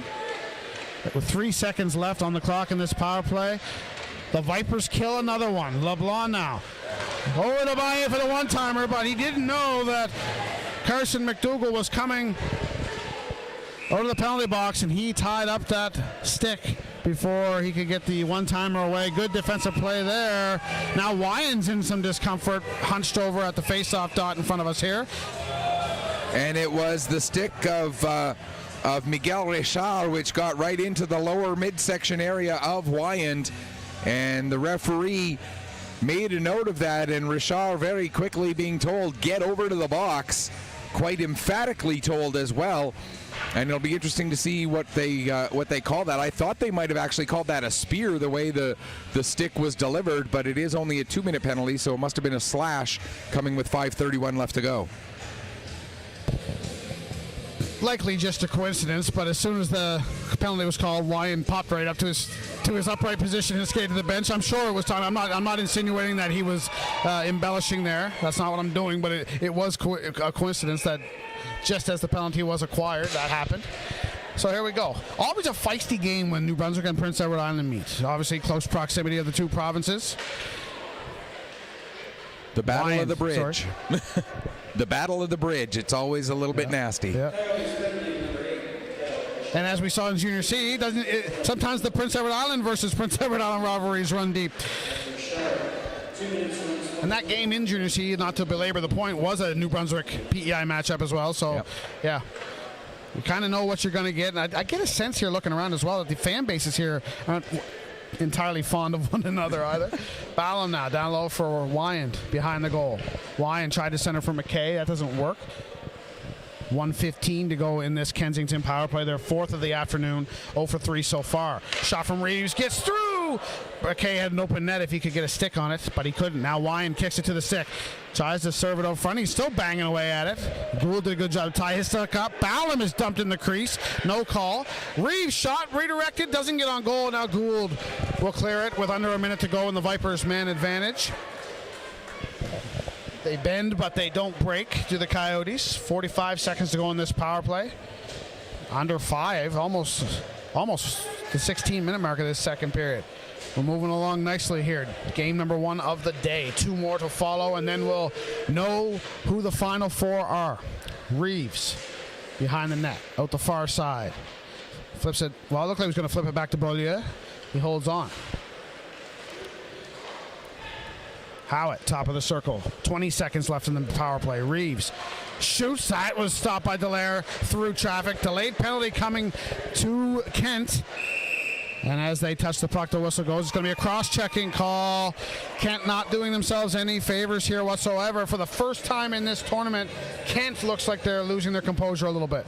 It was up until the very last moment a really good battle for positioning in front of the net between Duncan Picketts and Nicholas Bastarache, but Bastarache, unfortunately for him, got a little bit too enthusiastic, got the cross-check into the back of Picketts to try and move him, and that results in what will be a very short 5-on-3 and the extended power play time, though, overall for the Kensington Vipers. And now we're going to get a timeout. And it was the Vipers who called their timeouts. They want to draw something up here. And I see the look on your face indicating that maybe you, if you were coaching, would not use your timeout at this point in this game. I don't know how I feel about this. I don't hate it by any stretch of the imagination. I'm trying to get inside the coaching staff's head as to what their thought process is behind this. I'm not totally against it. You've got a 3-0 lead. I guess maybe they think that they may not need this timeout later on, the way things are going. But I'm just trying to understand what is so important about this particular 5-on-3 late second period. I guess they're really adamant about trying to put this thing away heading to the third. We're still at a point where we could have 5 teams end up 2-2.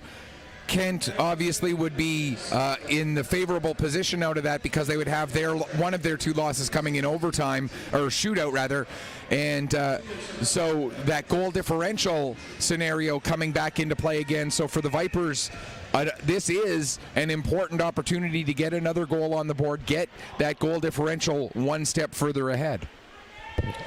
Reeves, Wyand. He's got the hot stick for the Vipers today with 2 goals. First penalty is over.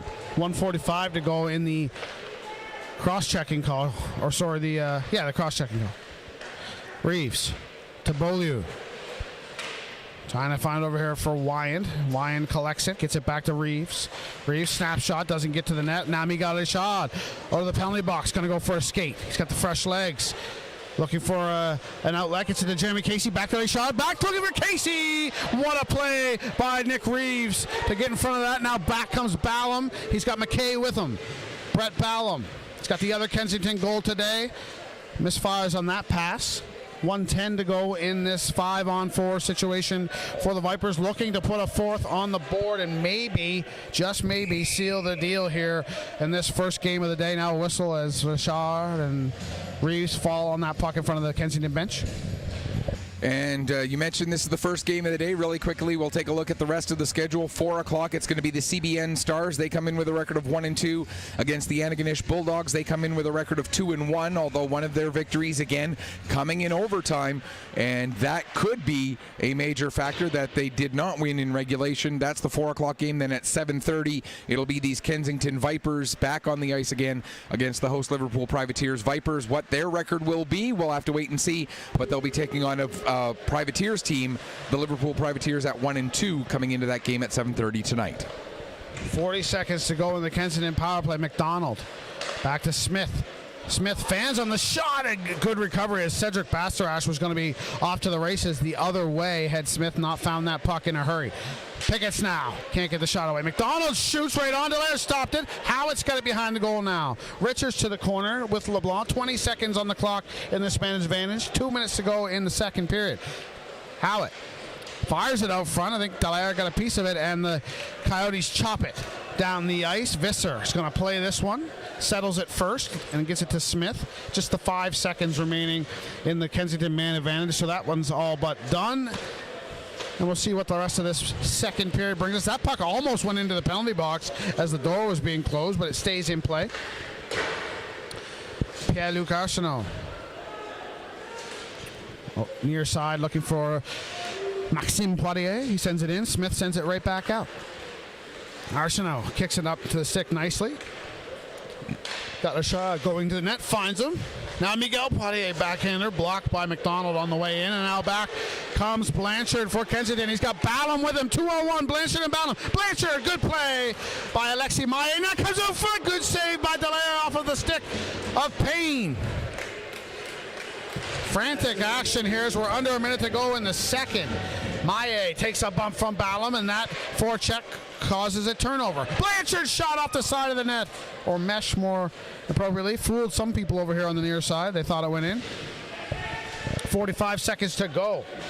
Physicality picking up. This might be another one of those times where the buzzer on the break saves this game from devolving into something else. Reeves at the Kent blue line gets it ahead to McKay. McKay shoots right on goal. That one handcuffed Delaire a bit, but he did fight it off. Made the save.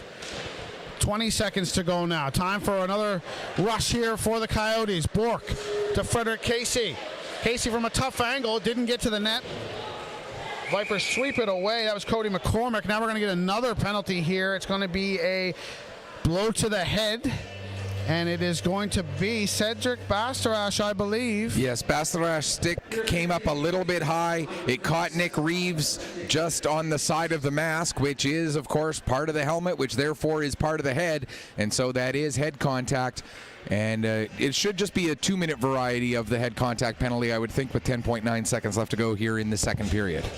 Yeah, I saw the 2 minutes signaled by the referee to the timekeepers. It is just 2 minutes for Cedric Bastarash. 6 power play of the day for Kensington. 0 for 5 thus far. They got to get that part of their game going. Reeves to Beaulieu. Shot changes direction. That comes out front. They whack at it. Delaire keeps it out. And then a Viper goes tumbling over top of the Kent netminder into the goal. It was Brett Ballum.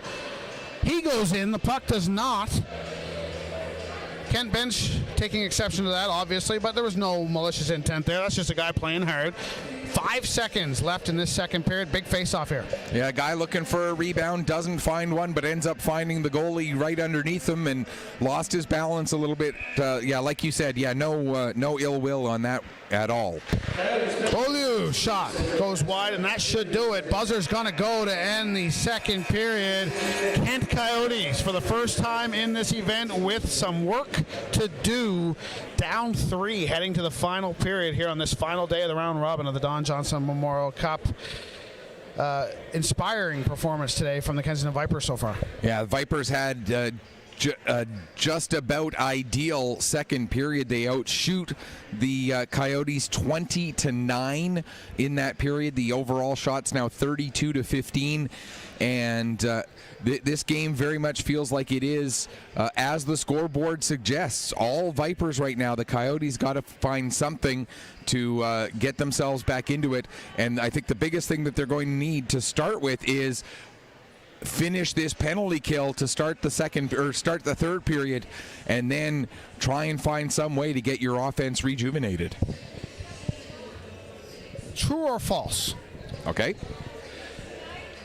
The first 5 minutes of the third period is going to dictate how the remainder of this one goes. If Kent comes out in the first 5 and gets one, we're going to settle in for a typical close, hard-fought game in this tournament. If they do not, they just kind of pack the bags, pack up the gear, and say, let's coast our way to the rest of this one, stay healthy, and face whoever we're going to face tomorrow because we know we can compete with them. False, because I don't think it's going to take 5 minutes. I think it's going to take 3 minutes. I think it's going to be even that quicker. The first minute and 50 seconds for the Coyotes, they got to kill a penalty. And then after that, maybe it doesn't matter if they score in that next minute to a minute and a half, but if they at least generate some chances, generate something positive, it's going to be very quick before they make the decision of, okay, we know we're in the semis, let's just focus on tomorrow. It's still only 1:19 in the afternoon right now. Let's go back to the hotel. Let's rest. Let's maybe go down to the pool, have a little bit of fun, get our heads out of the game for a little bit, and be ready for whether we're playing at 4 o'clock or 7:30 tomorrow, whatever it happens to be, and take it from there. Strange that the penalties come off the scoreboard during intermissions here, and then they get put back up. But again, minor problems. So yeah. Kent will be shorthanded to begin the third period, down by 3 goals. Shots on goal 32-15 in favor of the Kensington Vipers. A true reflection of how this has gone so far. He's Michael Petter. I'm Mike Barkhouse. Third period and the finish of this first game of the day is about 13 minutes away. You are watching the 2023 Don Johnson Memorial Cup. Come back and see us for the call of the third.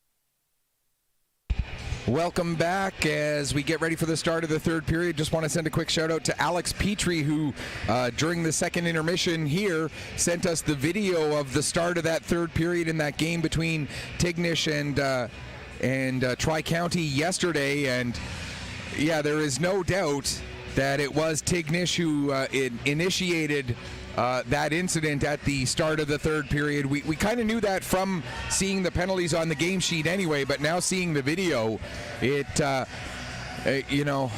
hate to say it like this with such an emphatic statement, but there is no place for anything like that in junior hockey.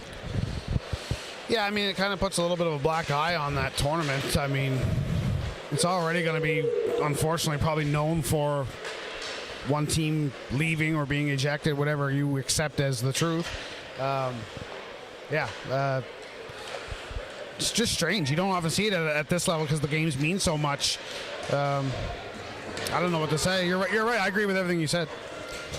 So here we are. Third period action underway in Liverpool.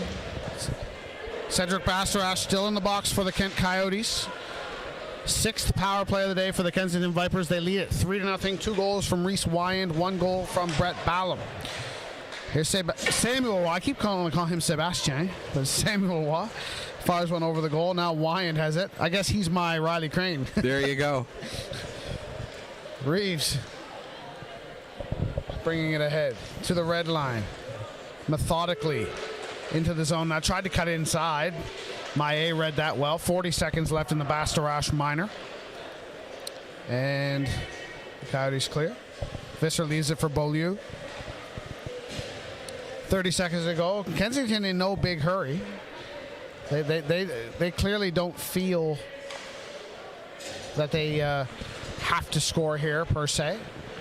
But it would behoove them to get the power play going a little bit. 0 for 5 today is a little concerning. Howitt now trying to get it to Richards. That's poked back to Smith at the point. Under 10 seconds to go in the power play. Cedric Bastarash coming to come up soon. Smith shoots. Pad save by Dallaire. And the Coyotes clear, and that'll do it. 0 for 6 today on the power play are the Kensington Vipers. And they're going to get more chances because they've got another game tonight at 7:30 against you-know-who. Pickett's in front of his own bench, gets the red line, lifts it in. Already see a bit of a different pace to this third period than we saw in the first 2 periods. This is more of a regular season pace, if I may, so far. Blanchard now to Ballum. Drops it for Payne, trying to get in a shooting position. He was taken down, looks to the referee, and he's not going to like what he sees as there's no arm in the air. Miguel Richard now loses the puck as he went out wide. Sends it down low. Stepping in front of that is Ballum, and Ballum brings it ahead with authority. Brett Ballum lifts it in off glass. Much better performance from Brett Ballum today. And now, as I say that, I put the hex on him. He takes his man into the boards behind the goal. And that's going to be a penalty to the Kensington forward. Is that Julian LeBlanc? I'm trying to get a number. No, good sportsmanship there as well by Blanchard to see if he's okay. I think it was Pierre-Luc Arsenault, 15, not 16. Hard to tell for sure. So now we'll see. Sorry, Michael. Yeah, sometimes those the maroon numbers on the black part of the sleeve are a little bit hard to read. Yes, it was indeed Pierre-Luc Arsenault, and it's going to be coincidental penalties coming out of this. A slash against the Coyotes and a rough against the Vipers, although 2 Vipers got sent to the box, so maybe someone picked up a 10-minute misconduct there, perhaps. We'll, no, 5-on-4 is the indication from the ref. So it is going to be a power play for the Kent Coyotes out of this. And you would ask me if it was 5 minutes that was going to determine it. I now withdraw my answer of false and turn it back to an answer of true, because when this penalty ends, there will be 18 seconds less than 5 minutes gone. If they score on this power play, then yes, absolutely. And if they don't score on this power play, then I think you see them sort of play out the stretch. Coyotes take their timeout here now. So this is both teams have used their timeouts in similar circumstances off of a draw to begin a power play. So interesting, to say the least.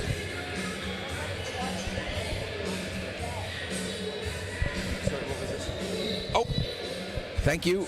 thank you to whoever sent us that for letting us know that I forgot to do that part of the job. We do apologize. It's let's see, this is game number what, 8? And so that would make this period number 24, and that's the first time I forgot to take off the sponsors at the beginning of the period. So thank you to whoever sent that message to us. We appreciate that. It's good time to talk about who those sponsors are, though. Yes, exactly. Once again, Mercy Seafoods and Best Western Plus in Liverpool. Thank you to them for their sponsorship. And now we've got, now the penalty goes up on the board. So fortunately, no goals or anything got missed as a result of that 2 minutes and 42 seconds with the sponsor overlay. And we do appreciate you understanding that human error does take place from time to time.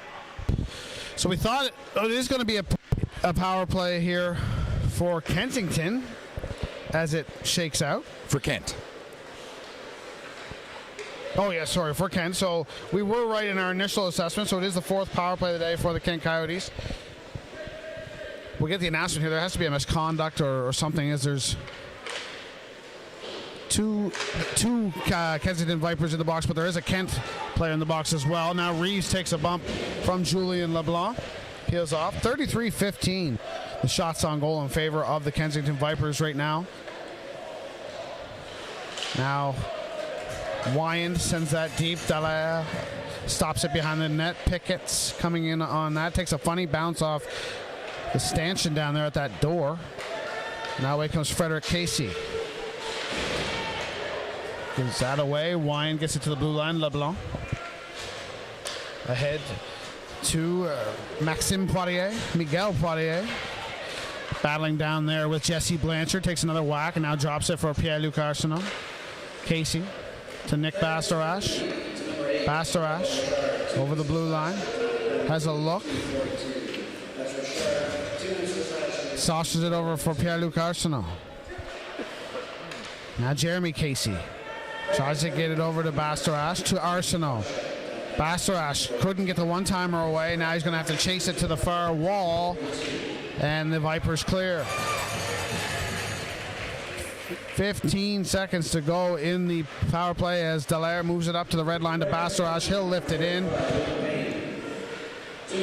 Casey can't keep it in. Arsenault does. Sends it far side. Good pass there to Miguel Poirier. Shoots. I think Visser got an arm or a stick on that. Arsenault keeps it in at the near point, sends it to the far side. The penalty is over. Back to 5-a-side as Ballum rejoins the action and stays right out there in the thick of it. Approaching, there's a giveaway here. Ballum in to take that as we hit the 5-minute mark of the 3rd. Ballum shoots, stop. Rebound is covered and held by Dallaire with 15:01.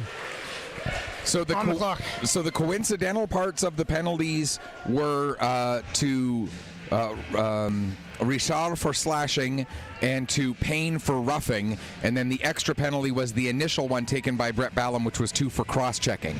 So again, it was Richard for slashing, Payne for roughing. Those were the coincidentals that offset each other. The extra one was the initial one to Brett Ballum for the cross-check that started the whole situation.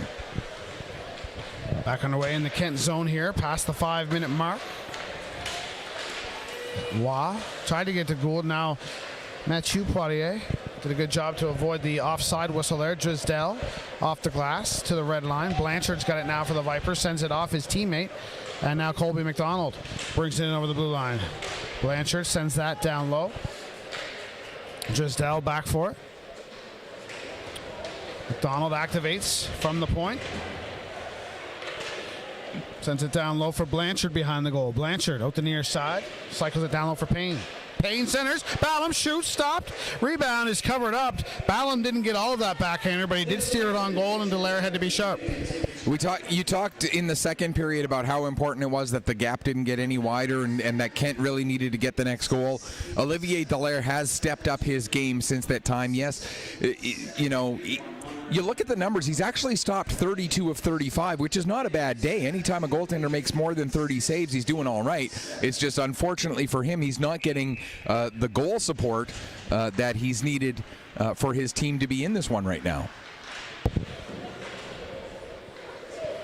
Richard Gets it to Frederick Casey through the middle, over the blue line. Attacking with authority now is Casey.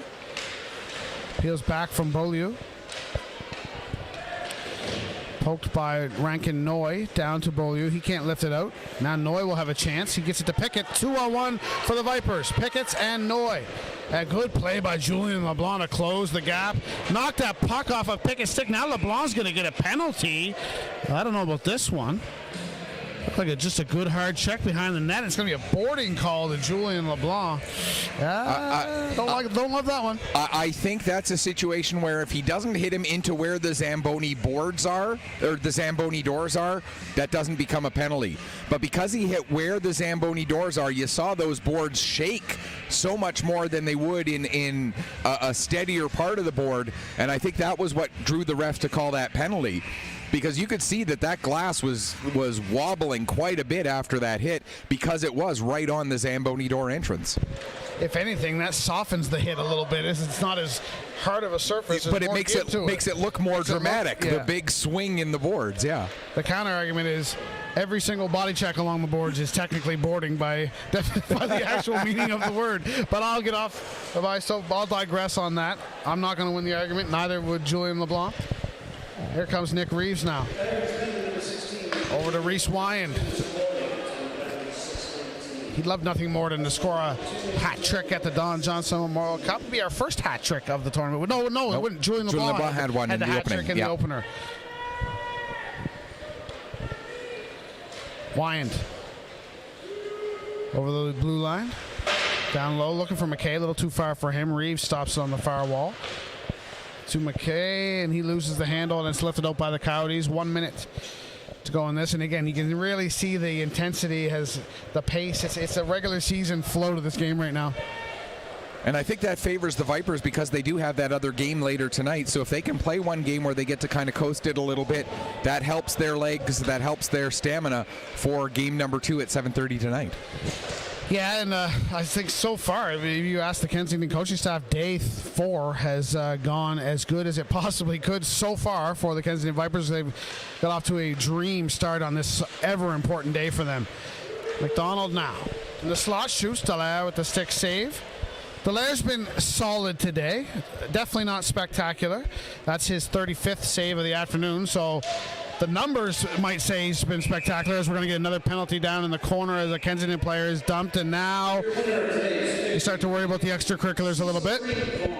I think you're going to start to see cooler heads prevail, though, because both coaching staffs are going to say to their teams, look, if this outcome for the Coyotes, we're going to make it to the semifinals regardless. For the Vipers, we got another game left to go today, so the only penalty coming out of this is going to come to Pickett's. And so it's going to be 4-on-4 for 17 seconds, and then the Coyotes will get yet another power play, as they've had quite a few so far here this afternoon. No power play goals in this game. When these two penalties shake down, that'll be 12 power plays between these two teams. No one's got a goal yet, so again, it's a continuous process. The Kent power play has been so good in this event, but 0 for 4 so far this afternoon. But yeah, again, like to your point, we think about Max Sentner namely because he's missing this game today due to suspension. There is a tomorrow, but there's no tomorrow from a perspective of suspensions. If you miss the next game, it's going to be an elimination game that you're missing. So, with the exception of Kensington, but in effect, that is an elimination game in all likelihood anyway. So you don't have that wiggle room. Maybe you get suspended on day 1 for a game. You'll be back probably when the games matter most. But that window is that threshold is shrunk now as we're on the final day of the round robin. 1:25 to go now in this Kent power play. Richard behind the goal. Back to the point to Gisdell, over to Maillet. Maillet down low for Frederick Casey. Centers looking for Mathieu Poirier. Now Richard has it in the near corner. Richard, top of the circle, feathers one in, blocked at the last second by Smith, and big hit down there on Reeves. Reeves made the play to get the puck out, paid the price for it as Richard dumped him unceremoniously into the boards. Casey now wants fire stop. Rebound puck is in the slot or in the crease area. They whack away. Gisdell with a couple chances, and Visser stands tall, and now they come together once more. As anytime the player's whacking away at the goaltender, this is the general result. And no fault to the Vipers there for the way they stood up for their goaltender, and it looks like the referees are going to have a very short amount of patience for these sorts of things for the final 10 minutes and 44 seconds as they pull Drysdale and as well as Colby McDonald out, and they're each going to get roughing penalties, so it's going to stay a 5-on-4 for the Coyotes with these coincidental penalties going up with 10:44 left. And part of that is the officials sometimes saving the players from themselves. We talk about how important it is to keep your head and not get any supplementary discipline. Well, from a referee or an officiating perspective, you're trying to tell these guys, hey, I've got to send you to the box, because if I don't, this is going to boil over and you're going to do something that I'm going to have no choice but to suspend you for. So the officials are certainly in on this as well, trying to keep everybody in the lineup and not watching from street clothes from the stands up here with us. Which just expands on the point that we talked about earlier about how well this tournament has been officiated, with the officials doing a great job of managing these games and keeping them from getting out of hand. 20 seconds left in this Kent power play. They're 5th of the afternoon. Nothing doing on it. They have had a couple chances. Visser has stood strong. He's got 20 saves today. I don't want to say anymore. I'm a former goaltender. You probably know what I'm alluding to. I refuse. I believe in certain superstitions, so we'll leave it at that. Pierre-Luc Arsenault spins back. Penalty is over. Pickett's out of the box. Look out! You can see that coming a mile away. The only one that didn't was Nick Bastarash, and he's the one on the ice. Big hit from Duncan Pickett. As we're under 10 minutes to go in the third now. You do get the feel, though, that there's a little more of the rough stuff that still needs to be called. Now Pickett's into some discomfort as Bastarash hits him back. And look at the bench for Kent.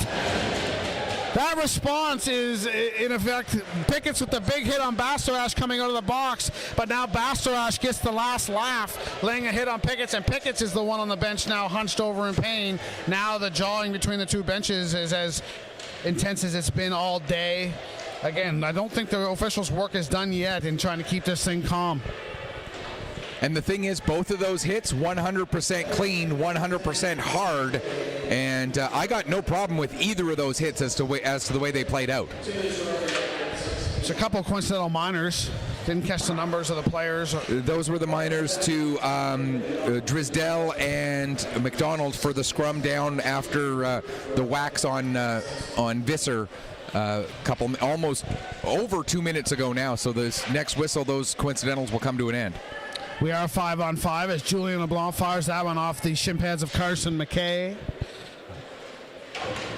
LeBlanc has it again at the near point right in front of the Kensington bench. Fires it over to Maillet. Maillet shot. That just skips wide. LeBlanc activates from a tough angle. That didn't miss by much. LeBlanc. What a shot he has. When he gets all of it, it's a thing to watch. It's a beauty. Maillet now. Wyand on the forecheck. Casey with it at the red line. Beautiful pass to Shaw. He's one-on-one with McDonald. Pulls it into the middle. Shoots.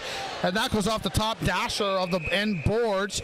Are they going to say that hit something up at some part of that mesh? I think that's the reason for the stoppage. 8:04 to go in the third. It remains 3-0 Kensington. No goals in this third period yet. If we had some sort of a skills competition or other type of showcase event with this tournament, I think if there had been a hardest shots category, Julien LeBlanc would have been the winner, not just by a bit, but by a lot, as we've seen several times through the course of not only this game, but all through the week so far. Julien LeBlanc, a cannon. Carson Gallant of Liverpool would be in that competition. He would be in the discussion as well. He's got a very quick release, hard shot.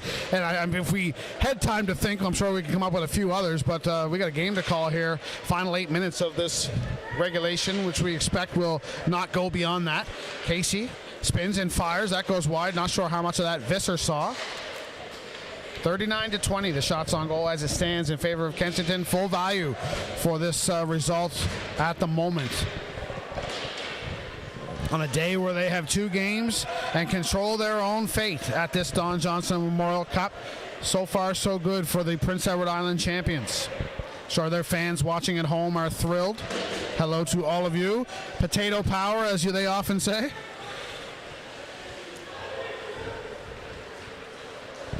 Shaw takes a bump from Reeves, gets it to Cedric Bastarash, and it's going to be called on the offside with 7:04 to play. And again, just if you missed it earlier, we'll run you quickly through the rest of today's schedule. The 4 o'clock game will be the CBN Stars taking on the Antigonish Bulldogs. Bulldogs with a record of 2-1, but one of those victories coming in overtime. That could end up being a key factor, that they only got 2 points for the win instead of 3.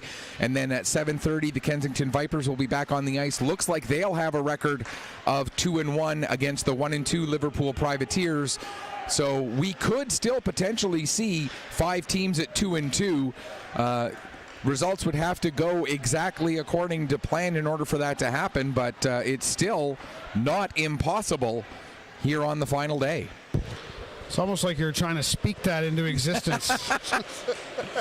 I'm just trying to make sure that everybody understands how close this tournament really has been. Yeah, that's a point that you really do need to drive home, because these players all deserve that point to be made. They put on a real show here this week, and we're lucky to be here to bring all the coverage to you. It's not a role that we take lightly. The trust you all, folks all put in us to bring these broadcasts into your homes is not something that we take for granted, and we thank each and every one of you. If this is your first game, if this is your 8th game watching this week, a sincere thank you. I want to ask you a question, because you got the chance to cover the Maritime Hockey North Junior C last year, and now here being at the Don Johnson Cup this year. I want to ask you, is there really a big difference in the quality of the play that you saw in last year's tournament versus the quality of the play that you're seeing here this year?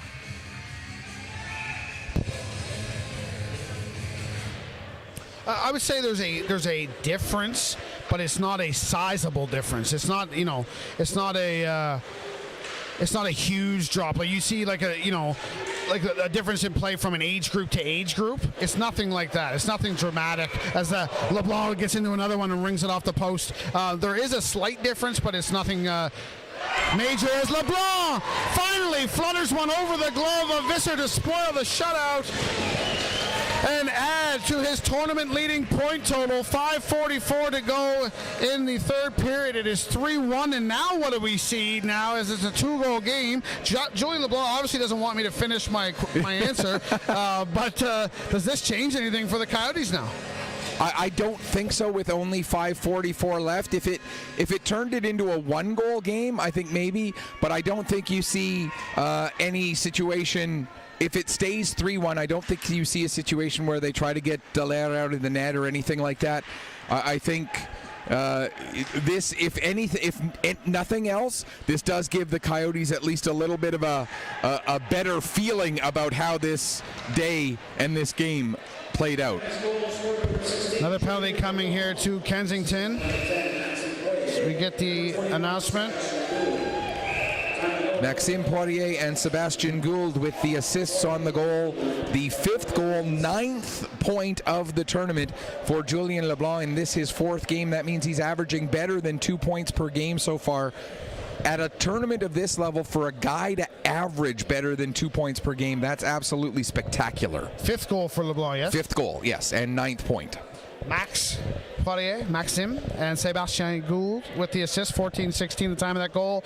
And another, well, there was going to be a Kensington penalty there, and that is, but it might have been evened up here with another Kent player in the box as well. It looks like it was Frederick Casey who got taken to the box for the Kent Coyotes, and it looks like it's Luke Payne, in for the Kensington Vipers. Now, just to try and finish that answer, there is a difference, but it's very slight between the Junior B Atlantics and the Junior C Atlantics. But just as many crazy momentum swings and games that you think are undecided, and then all of a sudden you end up in overtime. And I told you very sincerely earlier this week off the air, the semifinal game of that event last year in East Hants, I think still, if it's not the craziest hockey game I've ever called in my life, it's in the top 3. A team erased a 3-goal deficit with 2 minutes to play, and then the other team scored the winner with 14 seconds left. It was the most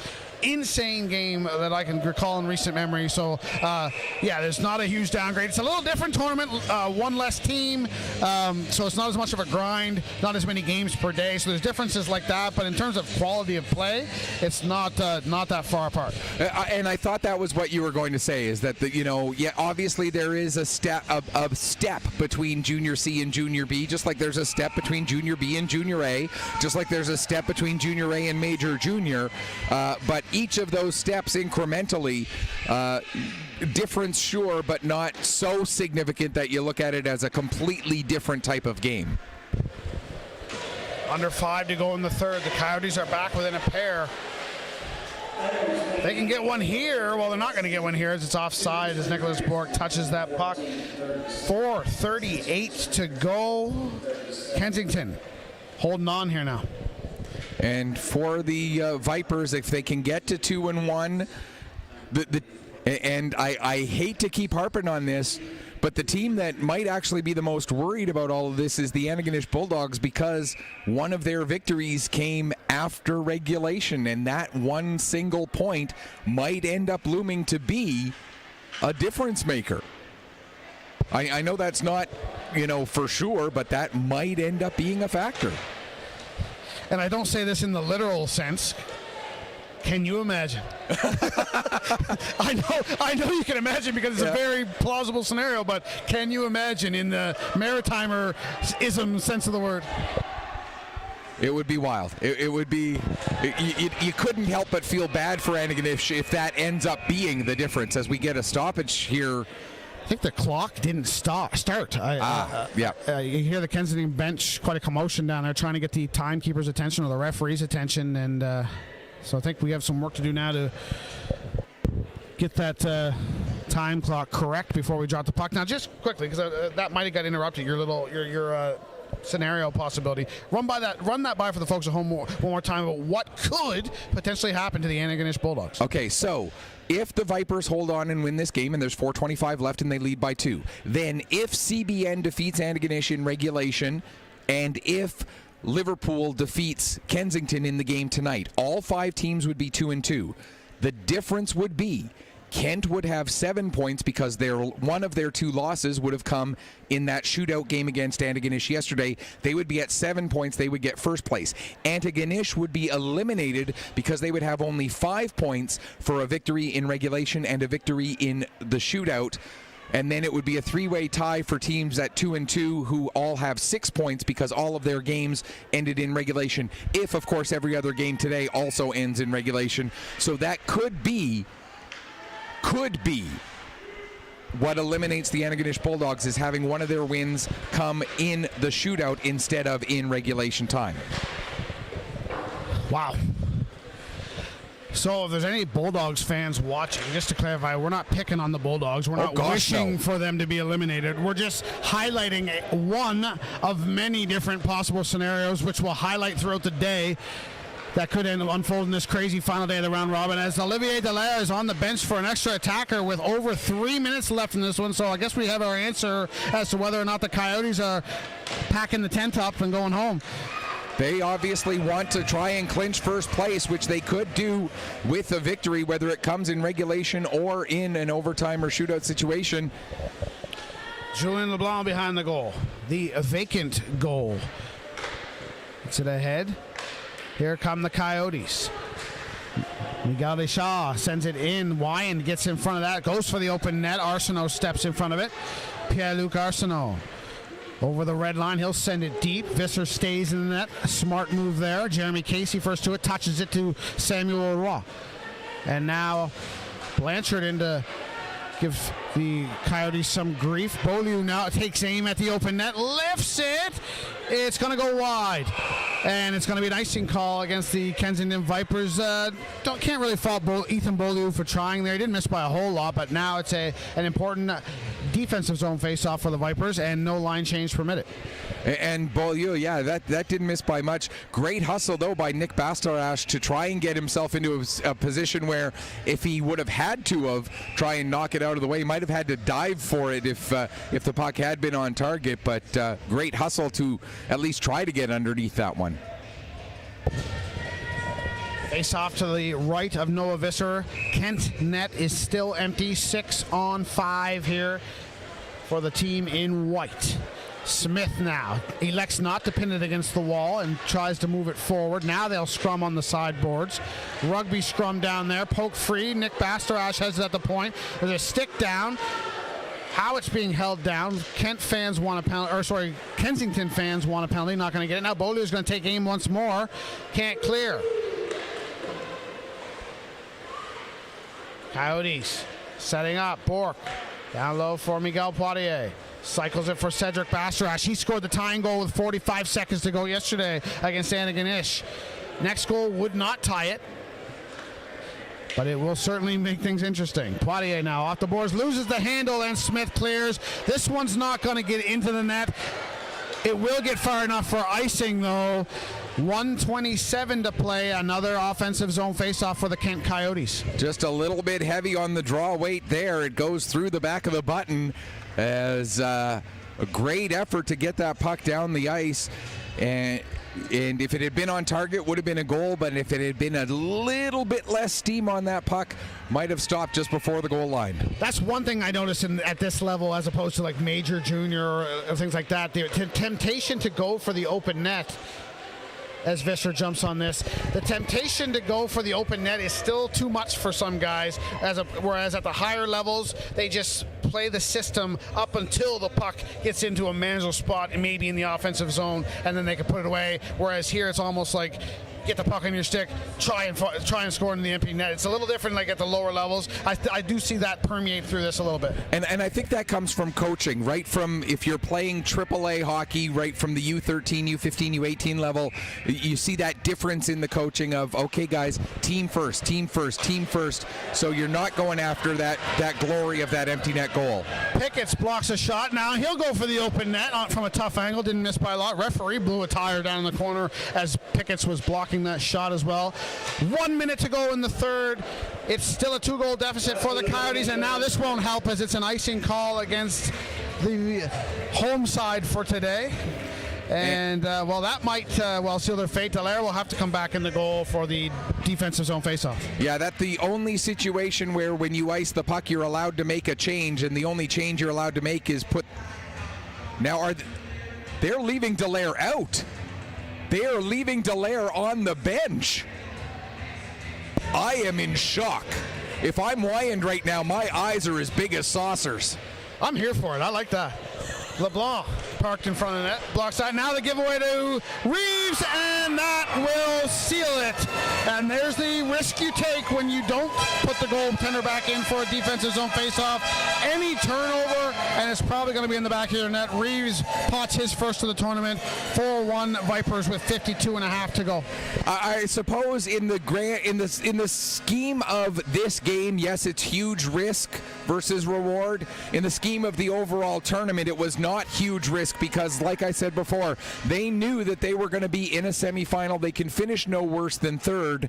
They still can finish first with this result being the way it is, depending on what plays out for the rest of the day. So, hey, why not try it? Yeah, I don't hate it. Like I said, if nothing else, it gave us a little bit of entertainment. So, happy with it. Pierre-Luc Arsenault now, as we're just going to salt away the final 45 seconds or so here. Game 1, day 4. Game 8 overall of the 2023 Don Johnson Memorial Cup has been another good one. 2 games left in the round robin to decide who the semifinalists will be tomorrow. And take your pick, 1 through 5. There's not going to be a bad semifinal matchup in it. The only thing we know is Kent will be playing tomorrow. Literally, that's the only thing we know. And how good is that? We are now 8 games into this tournament. Only 2 games left before the semifinal, and we only know one thing. Yeah. We only know one team that has gone to the semifinals with just 2 games to play. That is uncanny parity.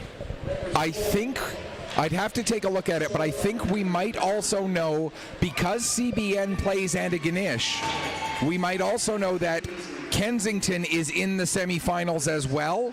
I'd have to take a look at all the possible combinations and permutations, but the more I think about it, the more comfortable I feel in saying that Kensington has earned a berth in the semifinals with this victory here, because this puts them at 6 points And that means, well, no, because if Antigonish loses in overtime, if they lose in overtime, then CBN would still only have 5 points. Yes, Kensington is in the semifinals because there is no outcome that would see both Antigonish and CBN pass Kensington, so that at least one of either Antigonish or CBN will end up behind Kensington at the end, so Kensington is in. What you heard there, folks, was the mind of a madman, a mad scientist at work thinking out loud all the possible permutations, and I'm glad you're here to do it. So the players of the game for the Kensington Vipers, Reese Wine with the 2 goals. No argument there. And the player of the game for the Kent Coyotes here shortly, possibly Julian LeBlanc with the only goal. I mean, he's not a bad place to look anytime the Kent Coyotes play. As Wyan gets his award. Number 30, Olivier Dallaire, 37 saves on 41 shots, a 37 save performance, very good. And here's what I'll say. Do I think he was the Kent player of the game today? No. But I also think he was the Kent player of the game against Antigonish, and it was not given to him. So this is the scales evening themselves out and are now balanced. There you go. So that's going to do it for this one. Still so much left to be decided. We know that Kent and Kensington will both be in the semifinals.